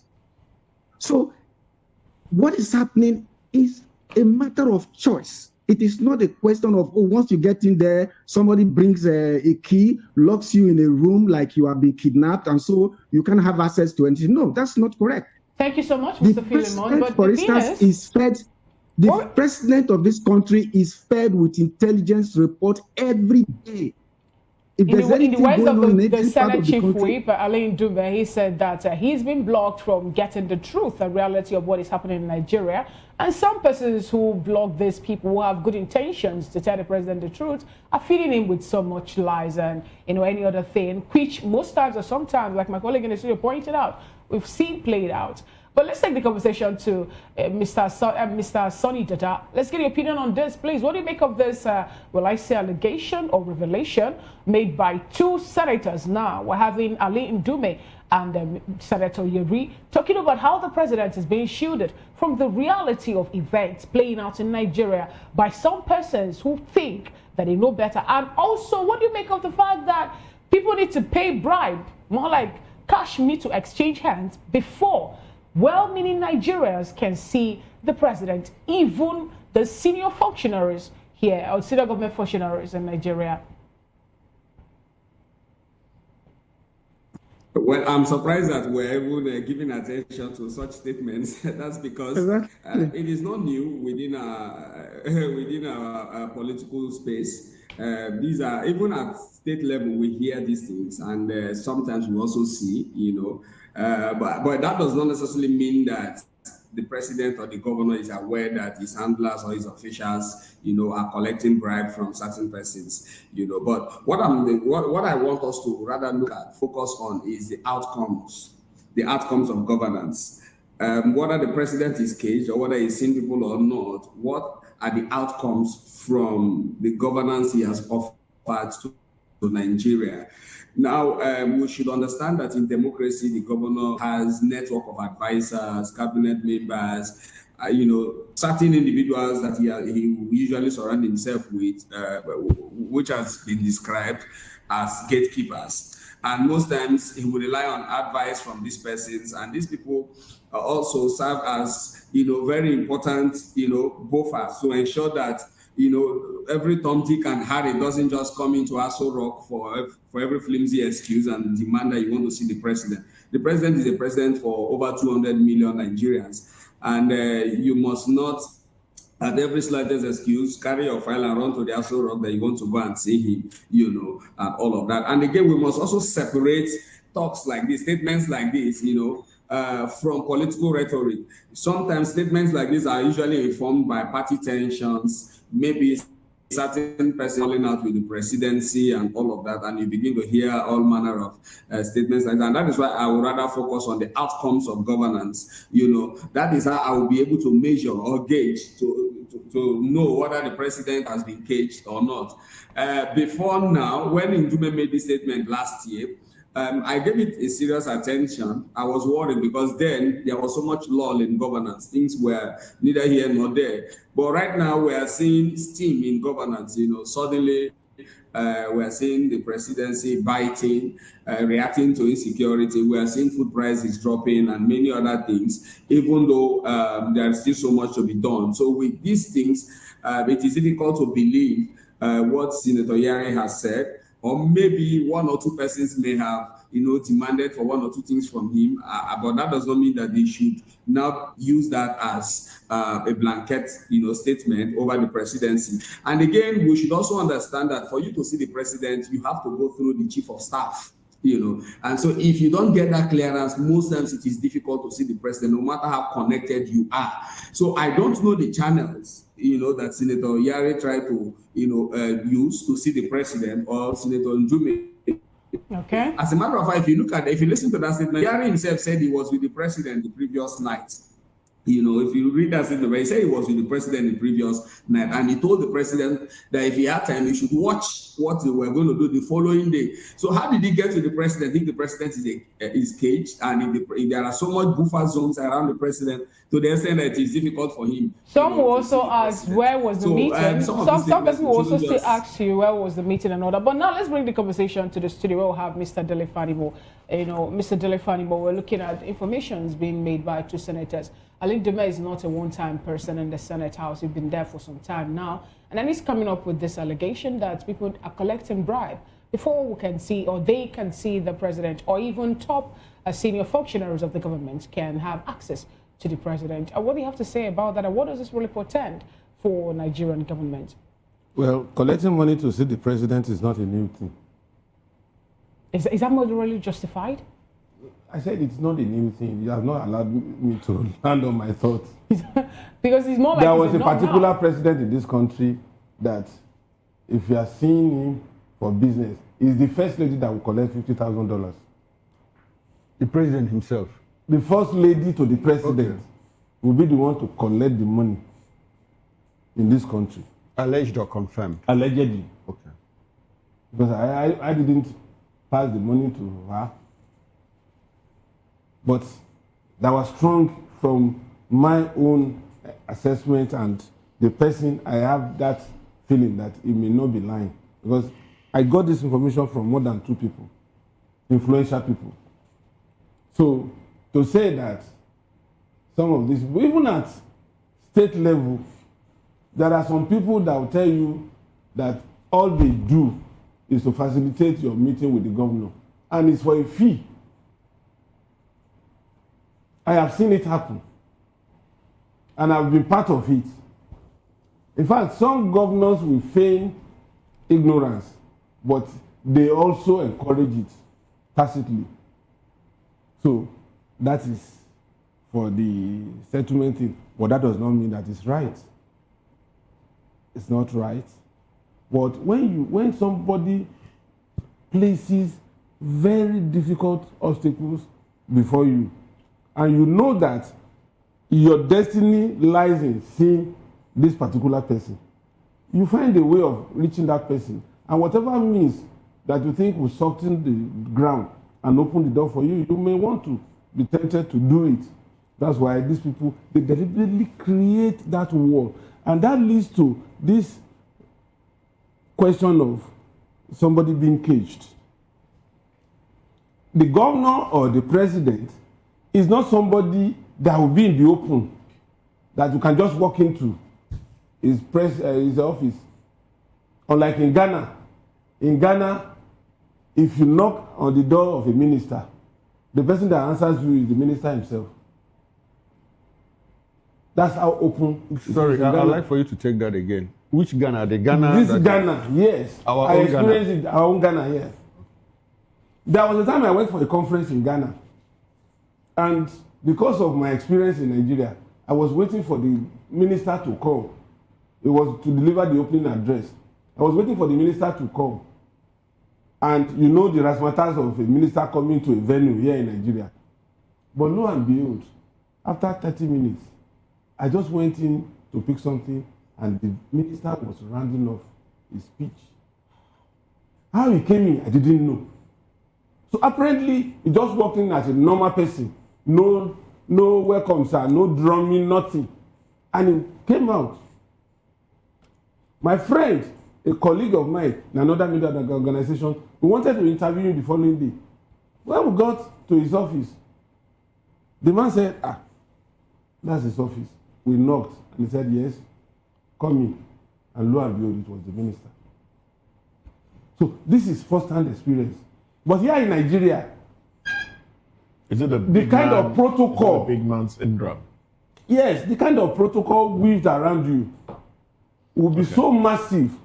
But one thing that I know, having worked as a reporter with Tinubu for 3 years, when he was governor of Lagos State, is that Tinubu is very smart in beating those protocols if he wants to get to something. Those days, when Tinubu was governor, he will go to a motor park. Tinubu will call for the name of the chairman. If he's not around, he will call for the secretary by their names. That's how streetwise he is. I don't know what is happening in Aso Rock now.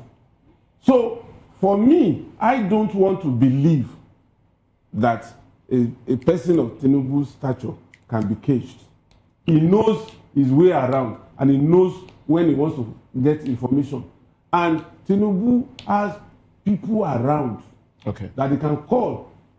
All right, then. Well, let's move away from this conversation. Let's get into another conversation. This is involving the NNPCL. Now, the Auditor General has accused NNPCL of failing to account for £14.3 million spent on London office. Let's x-ray this conversation, gentlemen.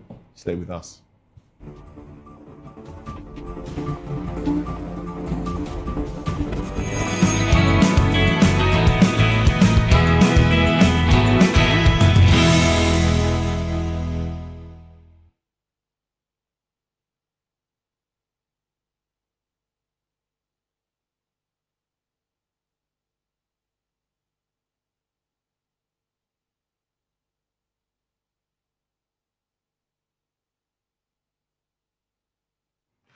The Auditor General of the Federation has accused the Nigerian National Petroleum Company Limited, NNPCL, of failing to account for £14.3 million spent on its London office in 2021. Well, the allegation is contained in the Auditor General's 2022 report, which includes interim audit observations requiring the NNPCL to provide clear explanations. Although the company responded, the Auditor General described part of its defense as untenable, citing regulatory violations, weak internal controls, and disregard for due process. According to the report, a total of £14.3 million was expended on the London office during the 2021 financial year. Audit officials reportedly said they were not provided with documents to verify how the funds were spent, nor allowed to confirm whether the expenditures complied with due process and economy as required under extant financial regulations. Well, the Auditor General warned that lack of transparency creates risks, including diversion and misappropriation of public funds, attributing the anomaly to weaknesses in the internal control system at NNPCL. In its response, the company management insisted the London office operates as a service unit with an approved annual budget. Well, we still have Mr. Delefani Moore here in our studio, and Sonny Dada from Port Harcourt, and Mr. Philemon Ajekuku. Gentlemen, thanks for staying with us. Now, Dele, let's run into it quickly. NNPCL again, London office, doing what? Drilling, exploring, importing or exporting, and 14.3 million pounds. Not naira, 14.3 million pounds. What have we become as a people? What does NNPCL represent? The moment you hear NNPCL, what strikes you? What comes into your mind instantly? The last question is, NNPC is a cesspit of corruption. Nothing more, nothing less. You see, why it beats my imagination is that in spite of media attention and everything, we keep unearthing terrible stories that borders on high-scale corruption, unbridled corruption. And unfortunately, the man at the center of it all was called Mr. Integrity.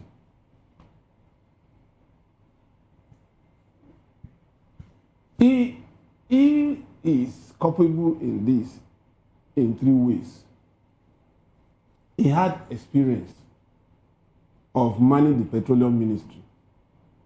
When, as military man, he was petroleum minister.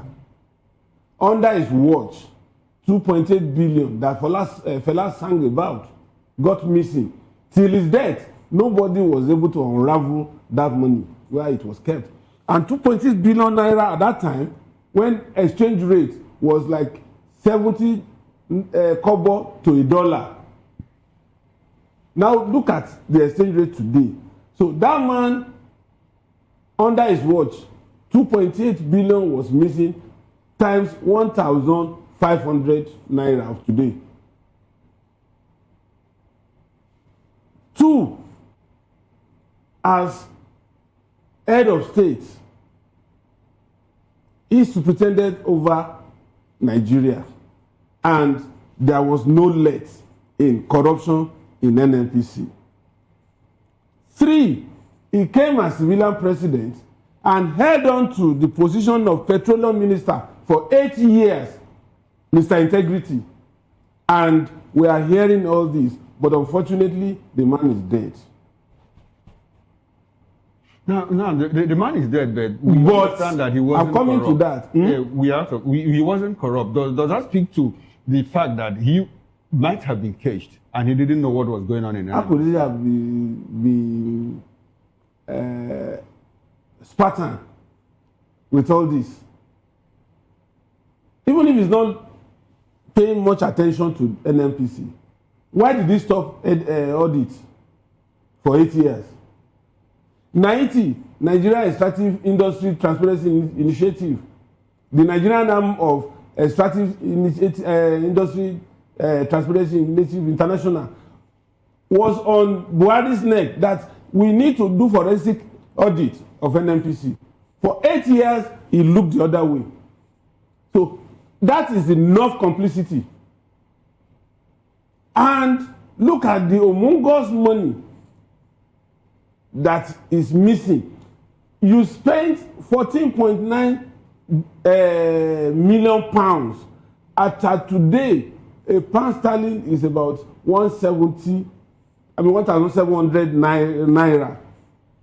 Did you build a new house for NNPC in London? Did you change all the furnitures and fittings? And if you look at that report, that is why I said if auditors want to do their job, they will do it diligently and Nigeria will be out of this mess. I came into contact with financial regulation as a young person after my secondary school education when I had to work with the local government in 1982. That particular book, if it's applied to the letter, there won't be corruption in this country. In NNPC. Okay, all right, thank you very much. Now let's go to Mr. Sani Dada. Sani Dada, what do you make of the fact that NNPCL spent 14.3 million pounds in their London office, where there is no ongoing exploration? What actually do they do there? As somebody that you are the head of Civil Liberties Organization, CLO, I understand that you do deal a lot with transparency issues too. What should Nigeria do about this? Is it something that they should be telling us? And this happened in 2021. Up until this moment, they can't account for it. Yet we still have full officialdom. The person that supervised that 2021 is working free in and out of EFCC and all of that. What does that tell you about the intentionality of this government in fighting corruption?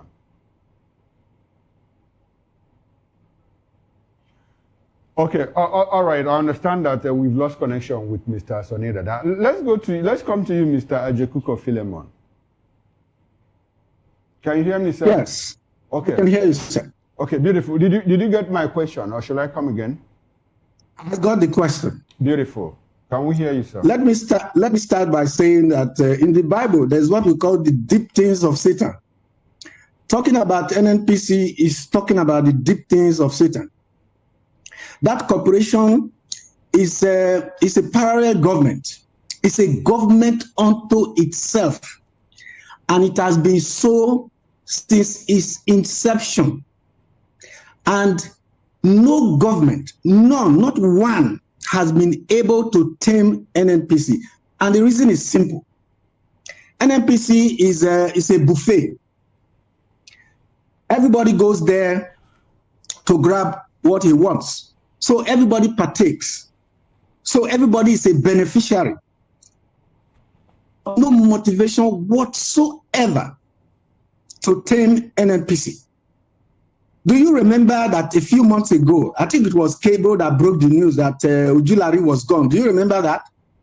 And there was this speculation that it's only heaven that can save him. The man is still there. What is his name? The previous guy, Kyari. I followed Kyari's career. Throughout his career, he kept telling us the same thing again and again and again, that the refineries in Kaduna, the refineries in Warri and Port Harcourt, they're just around the corner to start producing. I'm sorry, Mr. Jekuko, I understand that you are an energy consultant. Should the NNPC maintain a London office, and for what reason?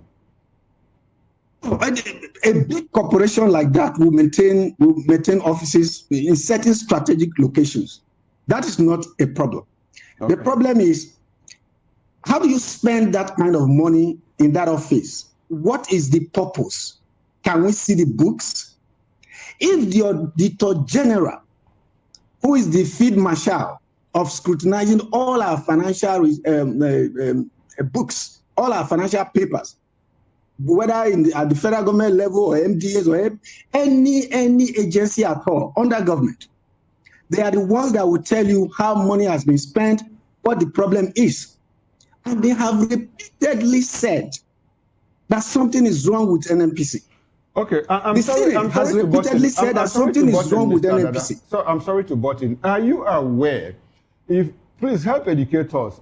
Petrobras, Petroleum Corporation of Brazil, do they have a London office? I don't know whether they do. Okay. But you know, in Nigeria, we have a way of scheming. Do you understand what I mean? We always scheme in such a way that the possibility of leakage will be there. So even when you don't necessarily need I want to say this. Any serious government that is open for business, investors will come from all over the world to come and do their business. Okay. You don't have to have any office anywhere. They will come. What is leading them to come? It is because when they come, they will make money. But in our case, we take certain things out there in the name of shopping for investors. We go to different countries to sign MOUs and all kinds of whatnot over the years. And I've always asked myself, what has resulted from these things? So why would NNPC, what is the major business of NNPC, for God's sake? I would also like to ask you, run the refineries and sell our crude. Okay, sir. I would also like to ask you, because we are coasting home now. Are you aware if Aramco has a London office? We don't know. You're an energy expert, so I would like for you to educate us and the viewer at home. I don't know. Okay. I don't know. But what I'm saying is this, that you have an office somewhere is not an issue. If there are certain businesses that you would do and you will need presence in certain countries for ease of doing business, that is not a problem. But when that office becomes a sinkhole, when it becomes an abyss, that is where we have a problem. And that is where there is nothing NNPC is doing that doesn't have a question mark. True or false? Nothing. And nobody, no government has stood up to an NNPC. And as I said before, the reason that happens is because people in government are beneficiaries. Okay. So they see NNPC as a big pot of soup where everybody goes and takes a portion. So there is no incentive to do anything. Laughable? Isn't it laughable that NNPCL has been unable to run refineries in Nigeria, but is spending so much on office space in London? And the question Nigerians are asking is, for what exactly? To further move crude, or what exactly? We're trying to understand the essence of a London office, and then the fact that such humongous amount of money was put into that office.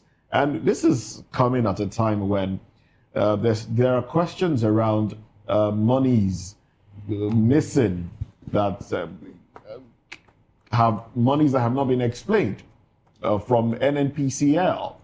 So that's the question that Nigerians are asking, really. And that's why my colleague has repeatedly asked you if Petrobras or Aramco have offices in London, because these are, refineries. These are companies that operate their country's refineries, and they seem to be doing relatively well without any office in London or any other part of the world, as against offices within their own shores alone. But they seem to be doing well. So that's basically why we're asking. And then we're posing these questions to you because you are an energy expert, and we expect that you can help us make sense of it. What I said, and I've said repeatedly, having an office anywhere in the world by a company as big as NNPC is not a problem. It's not a problem. It's not a problem. Let us get that straight. It's not a problem. But let's look at the flip side. What is NNPC selling to the world? It is crude, is it not? As of today, NNPC cannot meet its OPEC quota. It cannot meet its OPEC quota. So if you say that you are having an office there and using that office to market crude, what are you marketing?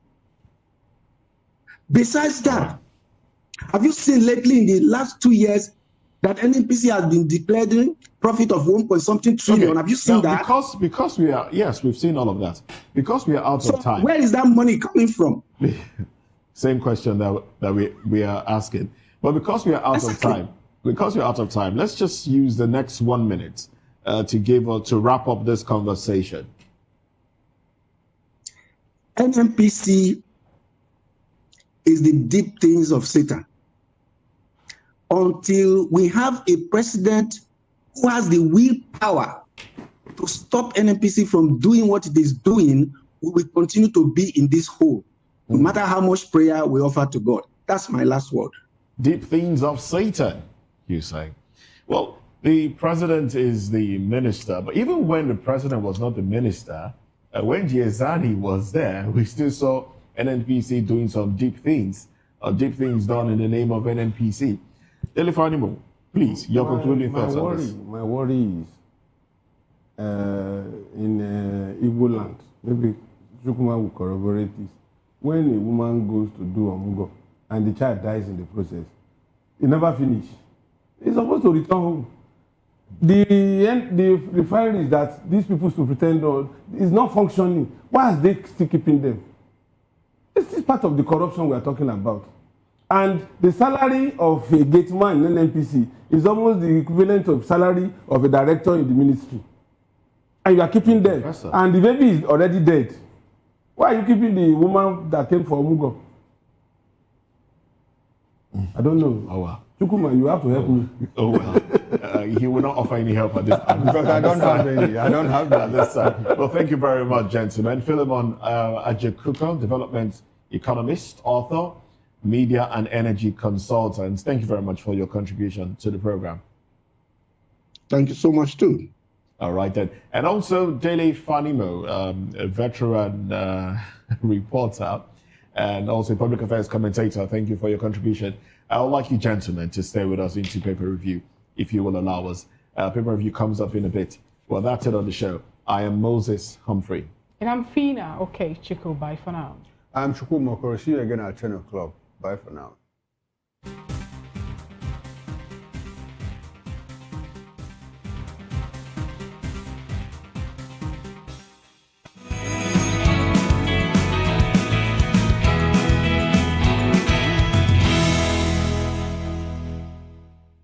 We encourage you to click on the like button and subscribe to our YouTube channel. We are Voice of the People TV. Also follow us on all our social media platforms. We are at VOP TV Live. Visit our website www.vop.ng for fresh and trending news. Also watch us live on SLTV channel 264. VOP TV, Voice of the People Television. In a world where truth is the ultimate power and opinions scream the loudest, it's time to wade through the noise. Hunger no get tribe! Hunger no get religion! And scan the human interest and trending topics that matter. Stay tuned to The Issues, your plug to the stories making the buzz, from politics to science and technology, social justice, and more. Let's tackle the tough questions and expose the truth. The Issues on Voice of the People Television, Mondays to Fridays, 8 to 9 p.m. The Issues. Don't just react, understand. This is African News on Voice of the People Television, where we don't just bring you the news, we bring you Africa's heartbeat, the policies that shapes our world, and the economy that determines our future. African News on Voice of the People Television. Stay with us. Are you ready for the extraordinary? Something big is happening on your screen. Introducing VOP TV. Now streaming on SLTV channel 264. From breaking news to captivating conversations, news analysis, giving you all sides to the story. We break in-depth discussions on the issues that matter, from politics to sports, entertainment, and lifestyle. VOP TV on SLTV channel 264. Join us as we redefine what television means to you. Voice of the People Television, VOP TV. Now you have more than a voice.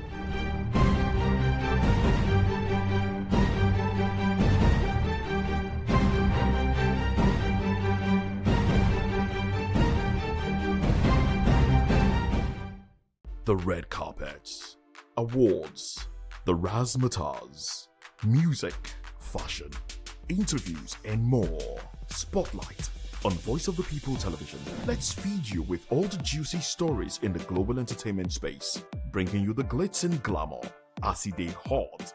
Stay tuned to Spotlight, 1 p.m. Monday to Friday. Spotlight on VOP TV. Entertainment like never before.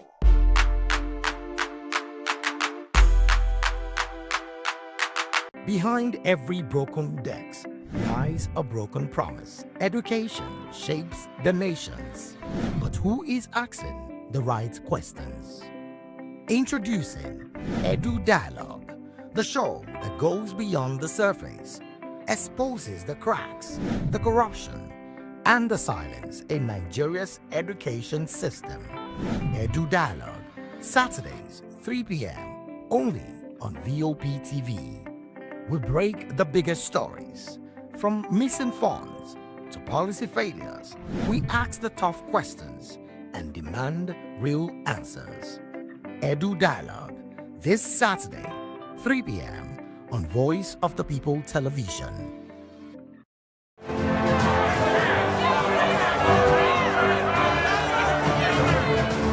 Do you want your voice to be heard? Do you know that you matter in the scheme of things? The People's Voice, the show where ordinary citizens take center stage as we discuss the biggest stories that affect you and I. With you in mind, we facilitate lively discussions, debates, and interviews on the topics that matter most to you and I, from social justice to economic empowerment, education to healthcare, governance, and more, tackling tough topics and amplifying your voice. Join the conversation and make your voice count. The People's Voice. Make your voice count. To know the happenings in the maritime sector, join us on the program Maritime Frontiers on VOP TV as we discuss key areas in the maritime sector from aquaculture, maritime transportation, maritime labor regulation, oil and gas exploration, ferry and passenger insurance, marine pollution and prevention, port operations, and lots more. Maritime Frontiers, exploring Nigeria's blue economy.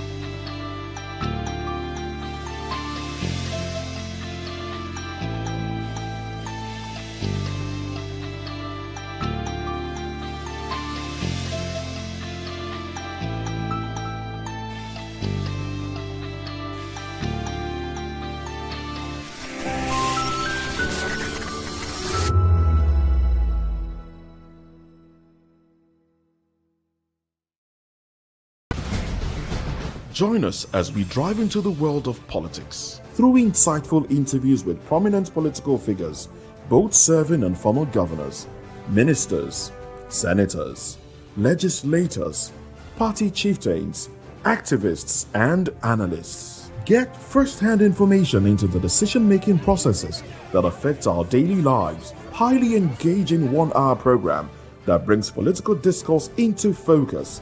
I am Chukwuma Okoro. Political Lens, Monday through Friday, 6 to 7 p.m. Join us. The 2564 is coming up on Bernie 9 right. The 2564 Atlantic Tower. What happens in the hush behind hangar doors? Who signs the papers that gamble with lives? Which truths were grounded before they even ever had wings? If you've ever buckled a seatbelt at 30,000 feet, if you've ever stared out of that tiny window and wondered who's really in control of the skies, it isn't just flight, it's power, it's politics, it's pressure sealed in steel. We're peeling back the clouds from runway risks to sky-high secrets. We're diving deep where most dare not to look.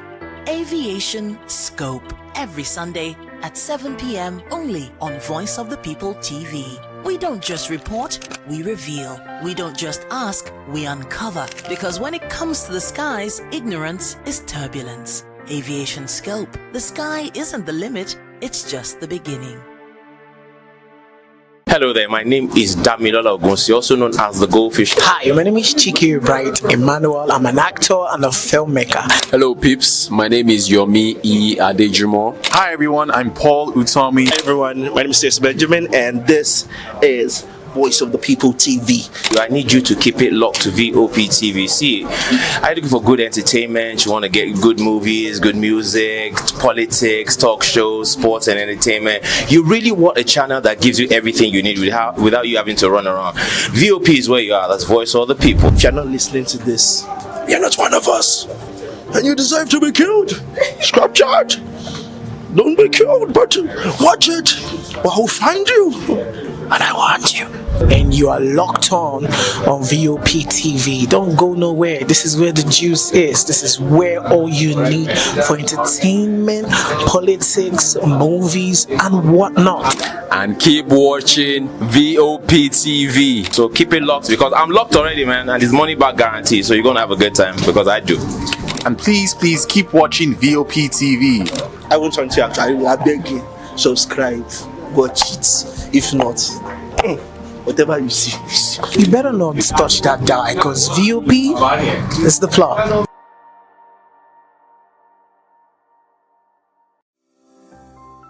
VOP TV. Now, you have more than a voice.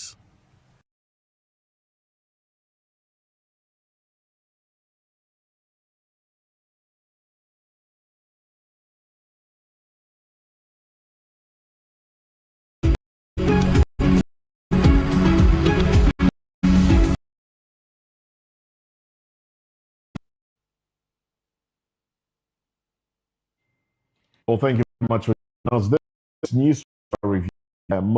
Humphrey. And I am trying to join again. It's of course team for review.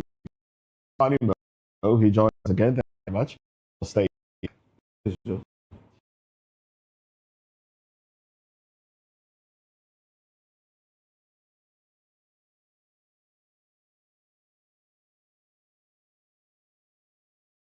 I beg your pardon. It's an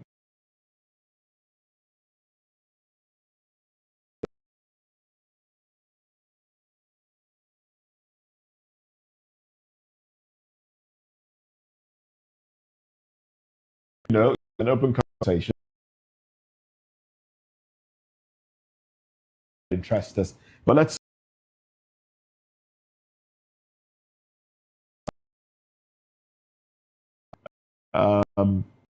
Seduction crisis. NAS, that's the National Assembly, asks FG to name terrorism financiers. Lawmakers demand guards for schools. Worship halls. New defense minister probes Kebbi kidnap. Army general's death.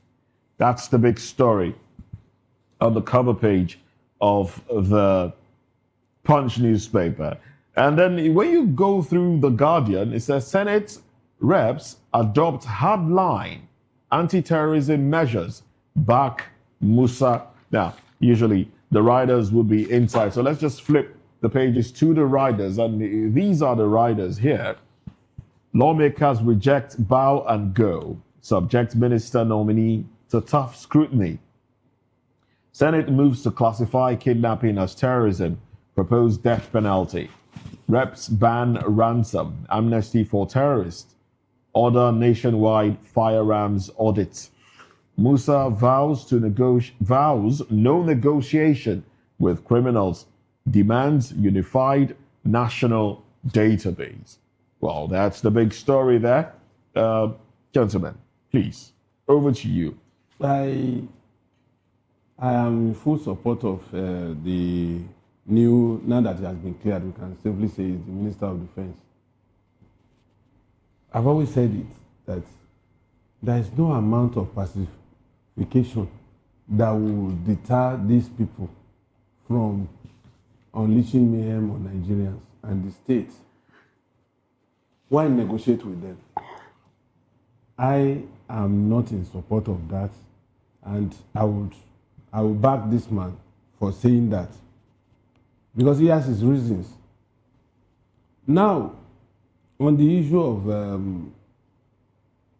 convergence of data, when we keep shouting, these people are not Nigerians, these people are not Nigerians, how did they get to Nigeria in the first instance?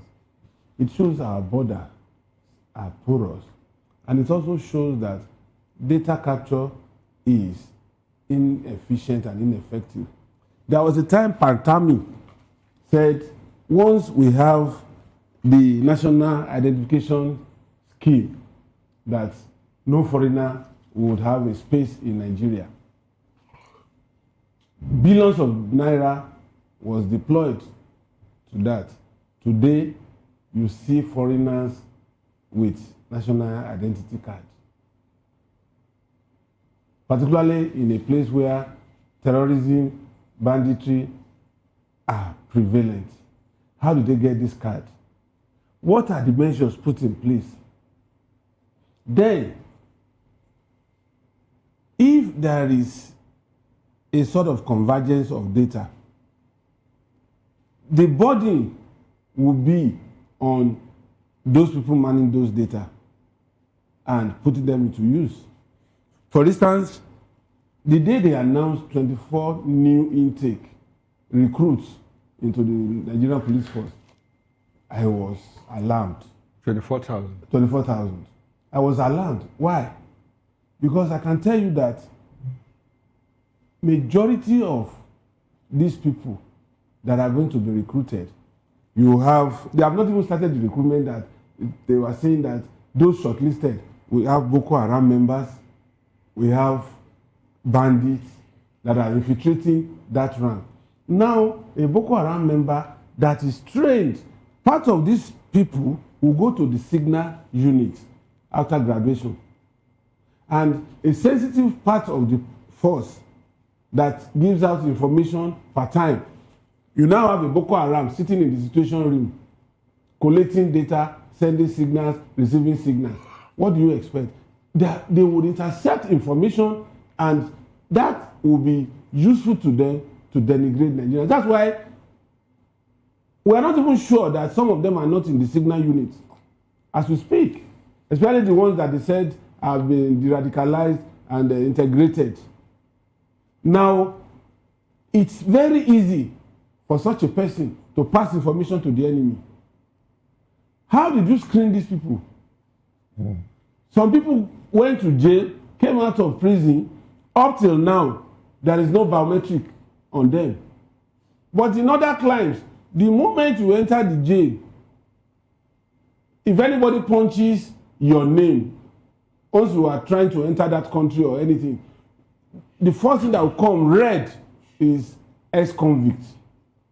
Then you now go further to find out what was the nature of his offense. You know, but here in Nigeria, hoodlums that we know in our neighborhood will just disappear for 6 months. Then he comes back with a uniform, either an army uniform or a police uniform, Air Force or Navy. And he's now licensed to carry gun. That gun is been hiding under his roof. He's now free to carry that gun around, and he perpetrates. You know, the last death warrant signed by any governor in this country was signed by Osei Omole. And what was the offense of those guys? They were policemen in uniform who accosted traders and discovered they had huge sums of money on them and killed all of them except one that they mistook for dead and left with that money. These are policemen. Those ones were criminals before they joined the force.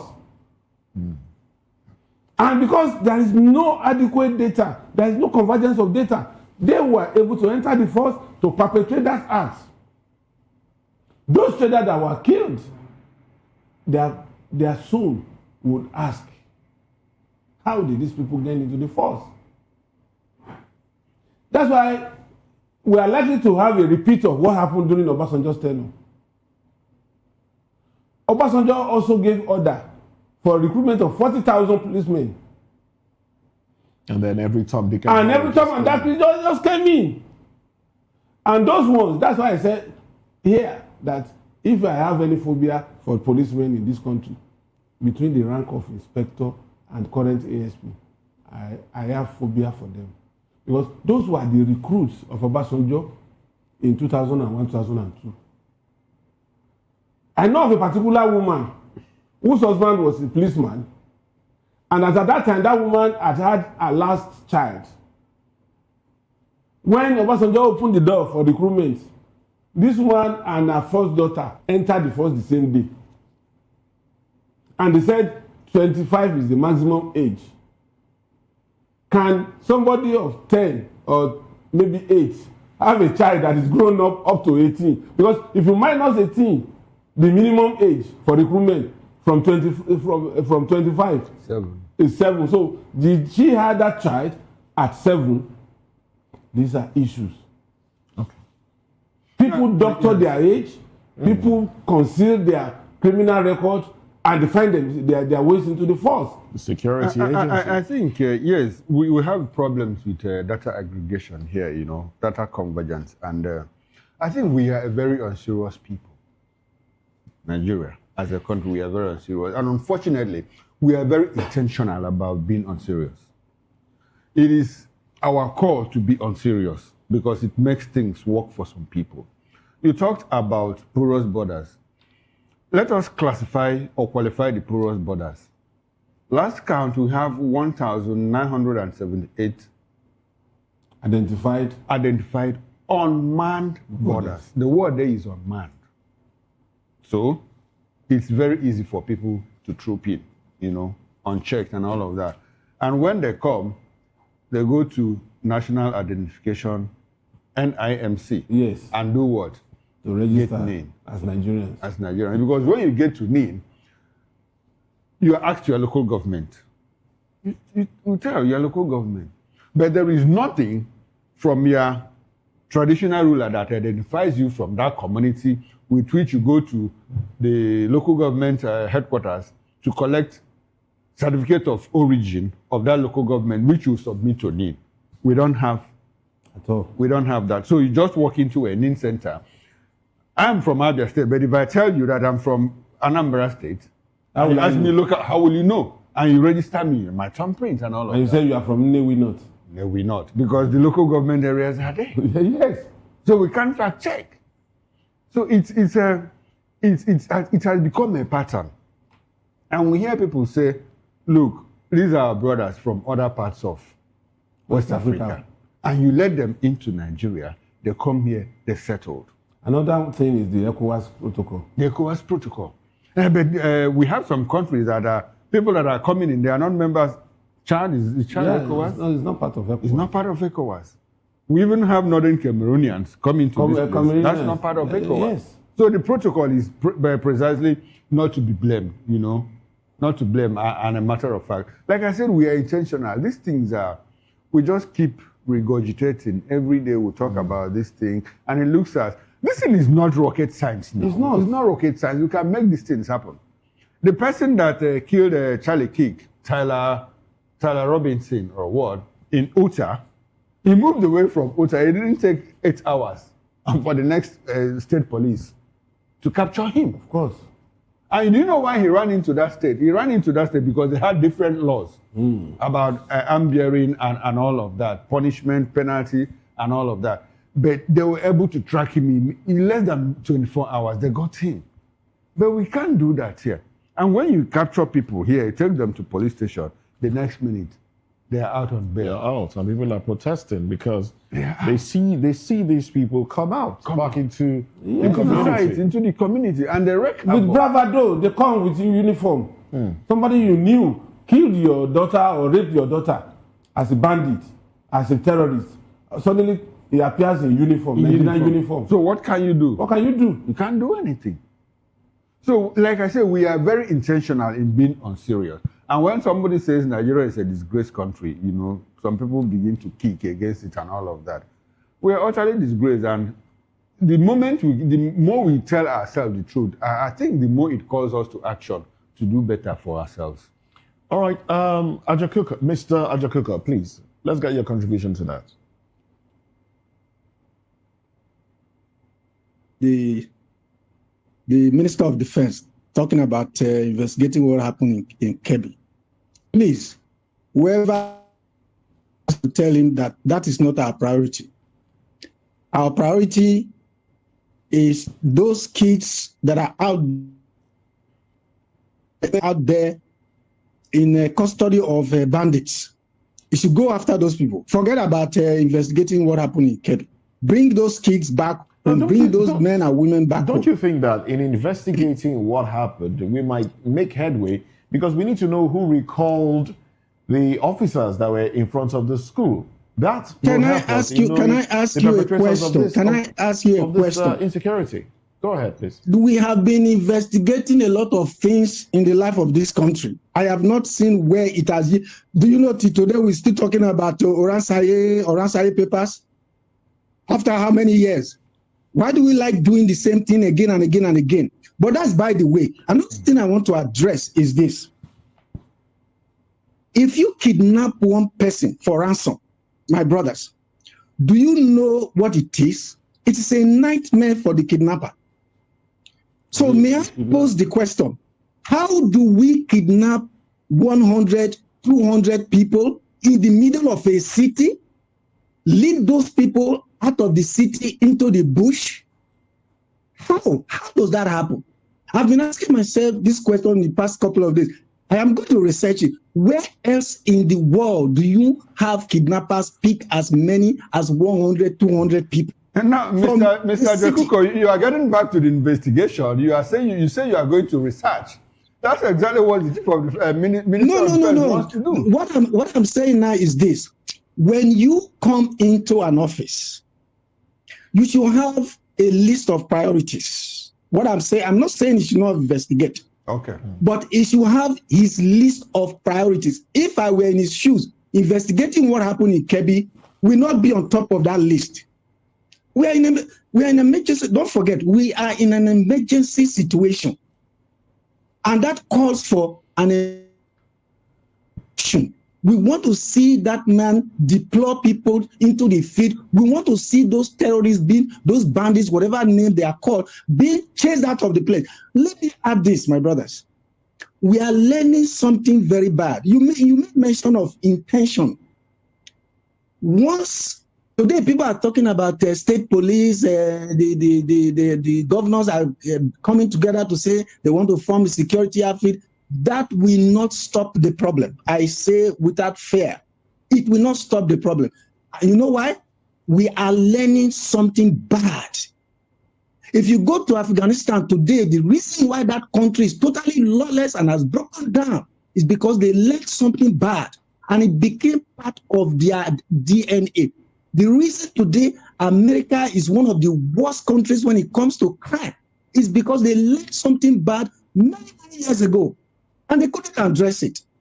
Today, they have police, they have college police, they have state police, they have municipal police, they have all kind of police. That does not stop Americans from committing crime because it is part of their DNA.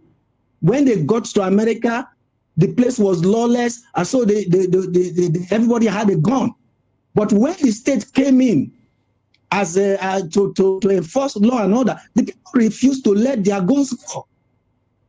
So today, if you go to contemporary countries like UK or Japan or whatever, some of those developed countries, you don't have that level of crime. So that is and today, what I'm saying is this: if we let this thing continue the way it is going now, it will come to a point where it will become routine. Sometimes when you guys report it, nobody will be listening because it has become part of our life, part and parcel of our life. And that is where we are going. Life already, when we see numbers, that is where we are going. People killed, 150 here, 35 here. We just flip through, but then. So and let me also add this quickly, please. Death penalty will not save us. We had death penalty for armed robbers many years ago. It hasn't changed anything. Well, has it? Well, that's your opinion. I disagree with you on that one. If it is upheld, I think it will deter a few people, personally speaking. A few people said, do we have a few people that we are contending with right now? It starts with a few. It will not deter. It will deter a lot of people. It will deter a lot of people. No, it will not. It will. It will not. Okay. It will not. What we deter them is firepower. That's what we deter them, driving them out of their hideout, putting the pressure on them continuously. That is what we deter. We're talking drive them out of their minds. Kidnapping. And kidnapping happens at different levels. It happens at different levels. I want to talk a bit about, the new Minister of Defense not prioritizing. I think, according to Ajekuko, I think it's proper that he starts with the investigation. You know why? If he doesn't investigate and you say he should unleash firepower, what if he ends up taking the same people that recalled the soldiers from the military checkpoint that allowed the kidnappers to go in, and you now deploy the same set of people, to go and fight the kidnappers, bandits, and terrorists? you get the same result. That's when we hear sabotage. That's when we see sabotage and all of that. So I think the best take-off point is investigate. Let's even know who asked those people to be withdrawn. You know, that's a good starting point for me. Okay. All right. Can I say something? Go ahead. If you will. Now I want you to listen to this. When a man comes to town and he has made up his mind, he is determined to achieve result, and he has the power, whether body language or otherwise, of the president, I can tell you that man will achieve something very quickly. We had Ribadu. See what happened. We had what's the name of this lady that was heading NAFDAC? See what happened. There were existing structures before these people came about because they came with a determination and they had the backing of the president. They were able to make monumental achievements within a short period of time. That's what I'm saying. Okay. All right, let's look at a few other headlines. NEC okays 100 billion naira for revamp of security training institutions. US to impose visa ban on Nigerians linked to anti-Christian violence. This is from the Daily Independent. Increased debt reliance as FG misses 2025 fiscal projections. All right. Senate proposes 2-year pupillage for new lawyers. Insist on death penalty for banditry, kidnapping. AMCON defends relevance. I beg your pardon. AMCON defends relevance. Repays 3.6 trillion naira loan to CBN. Recovers 215 billion YTD in 2025. And then we have General Musa confirmed as defense minister after Senate's rowdy session. I didn't resign over alleged plan to bomb my brothers, Badaru. FEC OK's 2026-2028 MTEF projects 34 trillion naira revenue, approves $100 million youth empowerment fund. And then we have the bottom strip there. Senate probes safe school initiative amid rising attacks. All right, so basically, the stories on the cover page of the Daily Independent speaks to the issue of insecurity. Chukwuma. I don't even know where to start from. I don't know where to start from. But I like to talk about the visa ban. You know, it was a topic on the morning show at TM, and I was an anchor there, and I didn't have an opinion. But now I think I have an opinion. You see, it tells me a lot. It tells me that, like Dele said in the morning, is a function of intelligence failure and abdication of responsibilities. We are holding a debate, we are having a debate, we are going back and forth, whether there is genocide or not. But all of us agree on the main point that, look, Nigerians are being killed in their numbers, both Muslims and Christians. I personally think that there is a genocide, but that is not the discussion. Now the discussion is those that are killing fellow Nigerians, how do you stop them? And America comes up to say, look, what we need to do is place visa bans on these highly placed people so that they do what? They don't come to the United States of America. I know that America runs a collegiate diplomacy, collegiate diplomacy that they call the coalition of the willing. What they normally do is, when they have an idea, they try to bring in people from other parts of the world, especially European countries, so that when America does something, they get into an alliance with America, even without having a formal treaty. So what that means that if there's a visa ban on you, United States of America, there is more likelihood, there's a likelihood that Canada, the United Kingdom, that Germany, that France will also replicate same visa ban on those people.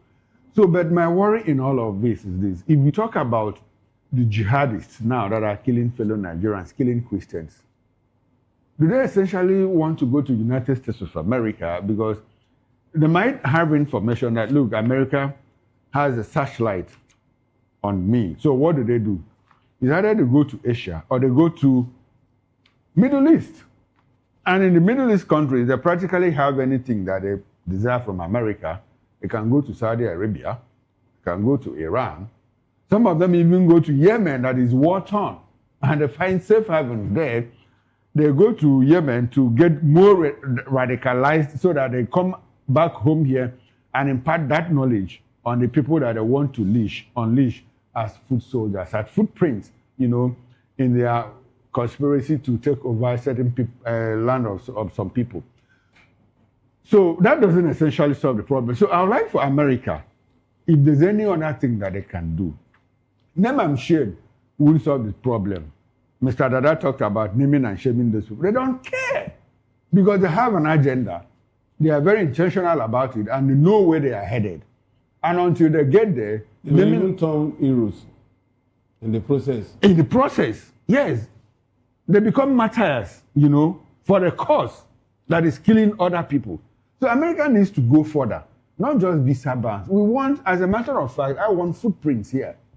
I want footprints. If there's a way they can take out those people, there are discussions around opening a base, Okay, there's already a base. There's a base in Ghana. In Ghana. Now, there's a base in Ghana. There's a base in Ghana from where they from come they will surveillance, reconnaissance and do all of that. But we need to take out all of Can I come in, please? Yes, go ahead. Feel free to come in. My brother, forget about America.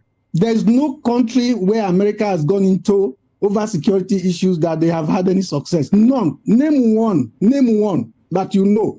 They were in Afghanistan for almost 20-something years. They left with their tail on their ass. They were in Iraq. What happened? They were in Syria. They were in Libya. Where have they not been? Let's not bring America into Nigeria. They will just cause more confusion. At the end, we will regret it. If we want to talk seriously about security, perhaps we should be looking at Israel. Mossad, the Israelis have one of the best security outfits in the entire world, even more than America, even more than UK, even more than any of the developed countries.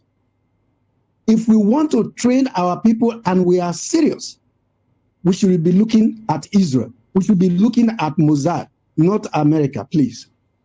Okay, has Israel been able to solve the Gaza problem as we speak? Have you, my brother, go and pick up any book about Israel. No, it's not about picking up a book about Israel. I just asked a question. What I'm telling you is this. We have been talking about intelligence, right? Okay. We have said repeatedly that we have intelligence failure.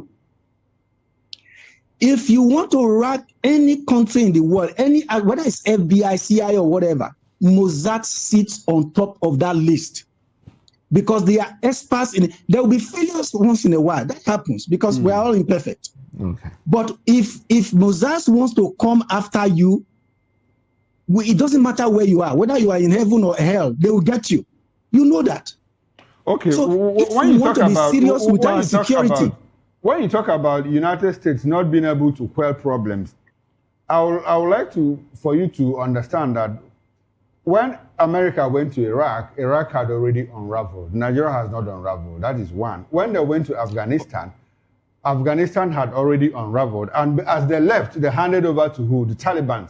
So what is going on in Afghanistan now? Is there not some form of stability? So let me ask you. You are saying Nigeria is not a nation. Nigeria as a nation now. Nigeria as a nation is not at war. So America is practically not going to take sides. Yes, I agree with you that when they went to Vietnam, they cut around because it was an ideological war. The same thing happened in Korea, where they had to split Korea into two. We are not fighting any ideological war. We are fighting terrorism, as a matter of fact. So they need let me tell you something. Let me tell you something. When people were saying, like some of you had said in the morning, that there was a genocide in Nigeria, the question I've always asked myself, okay, so if America comes now and they want to get rid of genocide, what exactly are they going to be doing? They are coming to kill the terrorists. Oh, the terrorists, that they are coming to kill the terrorists, right? Yes. Okay, so the people, the terrorists are where? Where are they? Come again. The terrorists, where are they? They are out there killing people.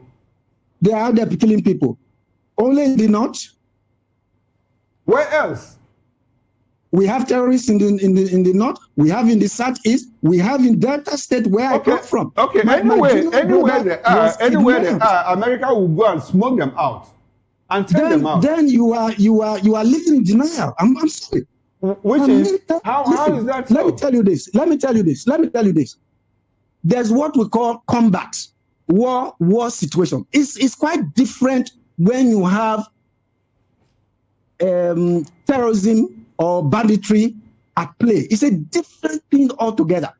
The American soldiers are trained for combat. Even in that, they failed. When they went to the Vietnam, they failed. When they went to Iraq, they failed. That's what I'm saying. There's nowhere they have intervened. For God's sake, we are talking about a world power with all the weaponry in the world, with the so-called best training in combat. Yet, they failed. Aren't we learning something? Mr. Philemon, are you very familiar with the Bush II administration? Are you very familiar with the Patriot Act providing appropriate tools? I think he's misinformed, and he's misinforming the public. Let me also tell you this. When America had problem with Nicaragua, right? What happened? Are you aware that they were secretly giving arms to the same people they were accusing of one thing or the other? You remember what happened, the scandal that came out of that? It's the same thing we are talking about. Just a few minutes ago, you were talking about visa denial. That's outright nonsense. It doesn't affect anything, and it will not do anything. These guys you yourself said they're going to America for anything. Why do they need to go to America? So when you deny them visa, what is that? It amounts to nothing.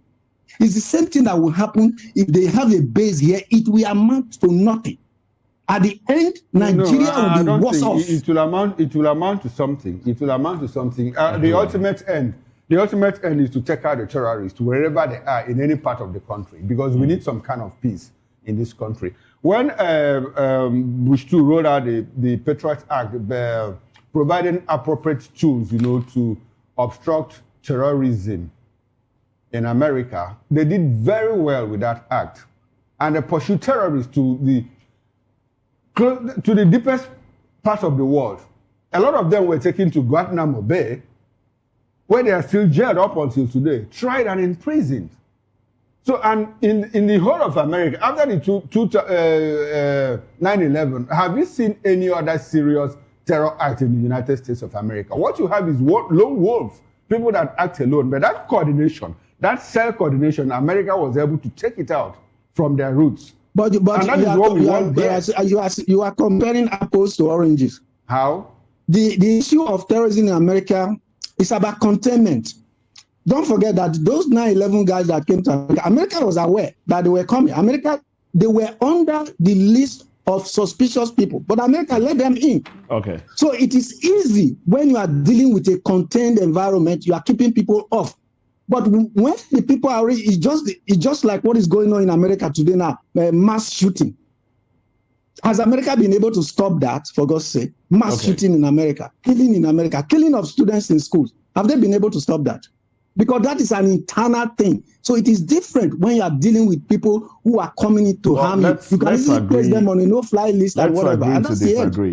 Let's agree to disagree. And let's move on to other conversations. We have other conversations in the papers. I mean, this conversation about genocide, America coming, will continue, and we'll have opposing views and opposing thoughts as long as terrorism continues in Nigeria.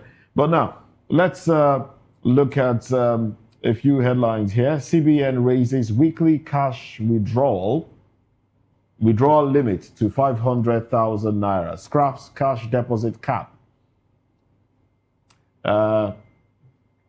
FEC approves 2026-2028 MTEF projects 34.33 trillion naira revenue. Oil projection ceiling at 1.8 million. Bid proposes $64 per barrel benchmark. All right. I think that headline ties into another headline here. Yes, the Punch reports, it says CBN ends cash deposit limits for bank customers. All right. Well, those are the headlines there. You want to take a shot. You want? No, you go. No, he's a business reporter. Yes. So. We are business reporters. No. World Bank's I was a political reporter. World Bank's $750 million support yields $2.2 billion state-level investment under NG Cares. FG Bank commits to expanding social protection, economic opportunities. These are, stories around the world of finance. You see, the expansion of cash transaction limits, deposit and all that. Deposits. It's You can a deposit response any amount. to the level of inflation that has brought down the value of the naira. It used to be, I think, 150 or 200, but now it's taken to 500. Withdrawal limit, that's 500. Withdrawal limit. That's what I'm saying. It used to be 150. Deposit is. Then after 150, you pay 3% for withdrawal in the bank. But now it's 500. But funny enough, even the laws, do they apply?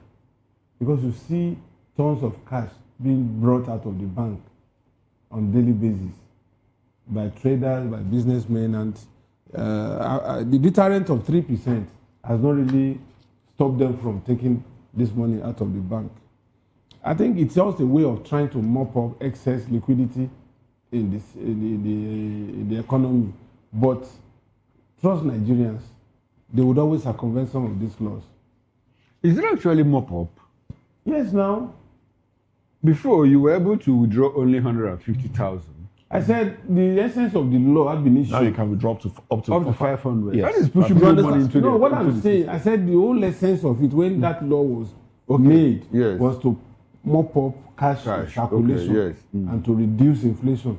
But our maybe we are banking going back to system this has made no because sense of inflation it. has dropped drastically. So we need more money in the system. Apparently. That's the logic. Can I comment? Yeah, go ahead. Can I comment? Go ahead. I think we are very funny people. Let us start from Sanusi. When this cashless thing came up and all kinds of stuff. And he said, okay, transactions at ATM, whatever should be, I think 5 naira per transaction or something like that, or per every 3 transactions. Emefiele came with his own, I don't know what was going in his head, and started escalating the cost of transaction. You are saying people should go cashless. Suddenly, you started escalating the cost of going cashless. At some point, we said, and we have repeatedly said, that there's too much money in circulation, fueled by politicians and all manners of people, right? And that was driving inflation. And so you said, okay, to soak that in, let us put some restrictions. Then suddenly you are turning back again. What exactly is the motive of this new limits? It's not very clear to me. But what I see from years of experience in Nigeria is that we just wake up, we don't think through processes. In economics, there's what they call modeling.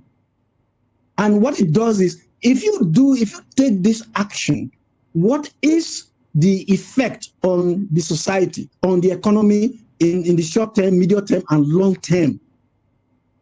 Today, we are facing the issue of banditry and terrorism. What is the singular thing that is at issue? The amount of money these people are demanding. And this money is usually paid in cash, not through transfers. So if you now say you can take more money out, that makes more money available for the people to take to bandits. That's what I think will happen eventually.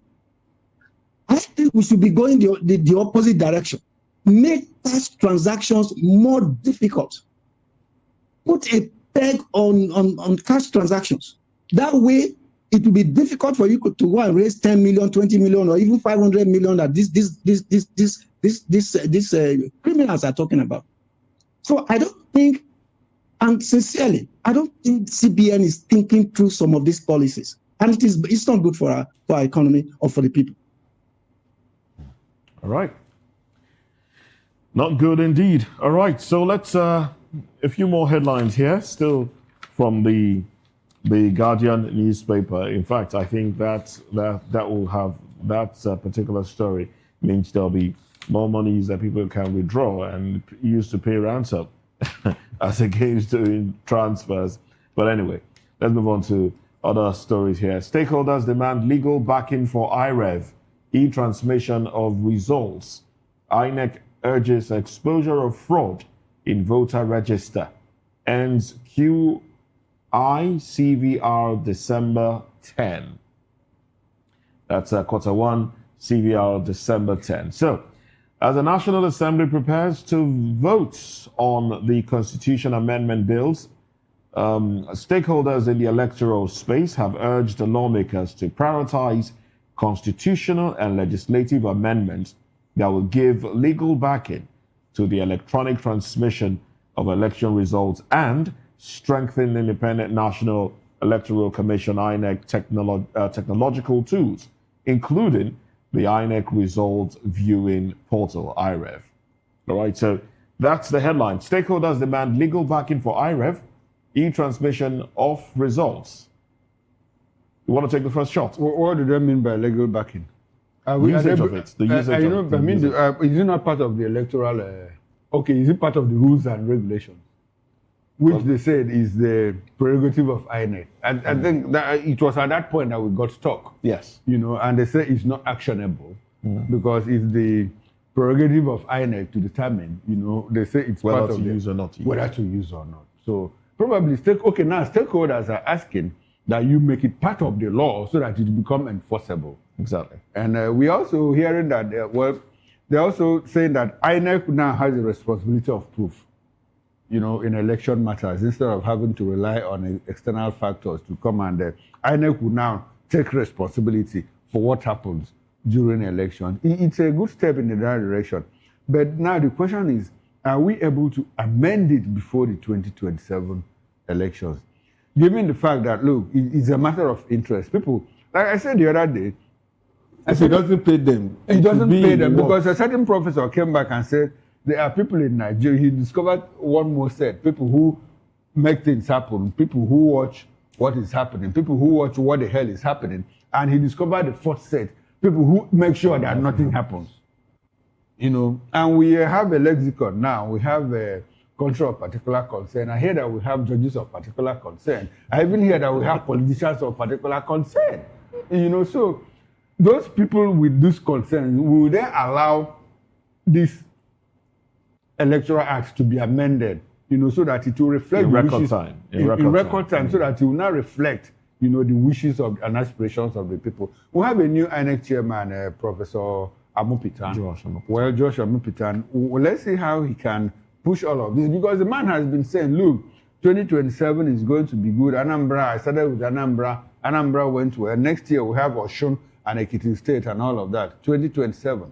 So the work starts now by ensuring that, look, those loopholes, those barriers, those entry barriers, those things that cause problems for us, we're able to weed out all those impurities, inside the Electoral Act and make it seamlessly, operational, so that, look, if you vote, electronic transmission, yes, is it possible? It's possible. Because I also see that it's, on most cases, when you do POS transaction, it goes through. But on the day of Beavers and IREV, we have a glitch. The net's there's a glitch. Why? Some Nigerians are the back end. Okay, the back end, yes. Ensuring that nothing happens. It's so unfortunate. Can I come in here? Go ahead. Go right ahead. Just last week, I was at a conference organized by NIDA. NIDA is the agency in charge of technology in Nigeria. And Ms. Agbamuchi was there to deliver the lecture on behalf of the INEC chairman. And it was very, very interesting to listen to her, because she made references to what happened in Rivers State. Incidentally, I was in Rivers State in that 2015, and I observed what happened, and I'm even writing a book on it right now, which is just completed. The guidelines, according to the law, guidelines are part and parcel of the Electoral Act. True or false? That's what the law says. Now, here is where it gets interesting. And it is at the Supreme Court level. I have a very serious issue with the way the Supreme Court interprets the law sometimes. I went through a book that covered a lot of Supreme Court cases in America. And they made the point that at some point in the life of a nation, the judiciary has to play an activist role and to ensure that the country takes a turn for good. Now, when the case of Dakuku Peterside and Wike got to the Supreme Court, here is what the Supreme Court said. That beavers cannot have the final word when it comes to the number of people who were registered and voted at a polling unit. That is the electoral register that plays that role. But you and I know that the beavers checkmated a lot of rigging during that election. Now, what the politicians did was to make sure that they destroyed what we call that, they manipulated what we call it now, the roll, that sheet that you feel, I think it's E01 or something like that, right? Okay. So when that was manipulated and it was presented in court, the judgment at the Supreme Court said, you see, yes, we know that there's discrepancy in what is presented in this form.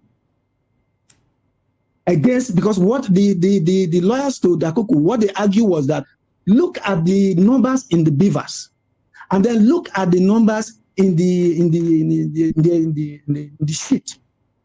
Where you have 300 in the beavers, you have 3,000 or more in the election sheet. The Supreme Court decided beavers cannot be relied upon as the ultimate reference for the number of people that registered, that voted at polling units. That's one. Number two, the Supreme Court also decided that for you to prove electoral malpractice at a polling unit, or in an election case, you must call a witness from every polling unit that you allege that there was manipulation. Okay. Now, my brothers, how many polling units do you have in the country? And how many polling units do you have in a state? Now, put that aside. Number two, there's a time limit in the adjudication of election cases. So even if you, by some miracle, you were able to get a witness from every polling unit, how are you going to be able to call those witnesses? How? Even if the court is working 24 hours, it is impossible. So basically, you're saying the system is structured in such a way that no matter what you do, it will not work. The system is structured in such a way that when you commit an electoral fraud, the system supports you. And I confirm what you have just said. It is in your favor. So you would rather win an election and let your opponent go. But that aside, when it comes to election rigging too, you also know that INEC has no control over his staff. Tell me one INEC staff, how many have been sent to jail? It is the weakest link in the process. They are the ones that will make sure that politicians rig. And at the end, nobody pays the price. So we can talk about amending the constitution. Amending the electoral. Because we're running out of time, and I understand this is not question and answer. But let me ask you: Do you think Professor Joash Amokwito will do anything different from what we've seen in the past? And I'm talking recent past now, going by what you just said. That look, INEC basically cannot control the ad hoc staff, and basically it's staff. I gave you an example of what happened with Dora Akunyili at NAFDAC. I was working with a finance firm that was when I had my first encounter with NAFDAC. We're bringing things from Brazil. You walk into NAFDAC, everybody is sleeping, people are busy gisting, and you walk out with whatever paper you want. Dora Akunyili came in and tore the place apart. Okay. So what I'm saying is that one person that is determined can make a difference. Oh, I'm telling you that. No matter how rotten the place is. Great. Good to hear that, because that's the hope that we want to hear. That's the hope that we want to see.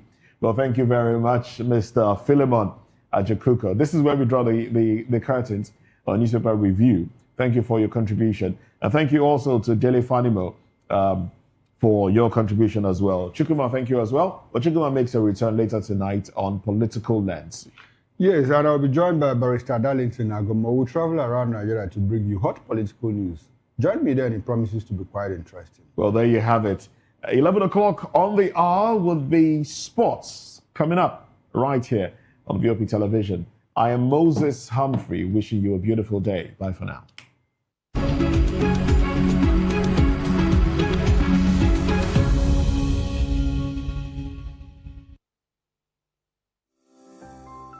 VOP TV. Now you have more than a voice.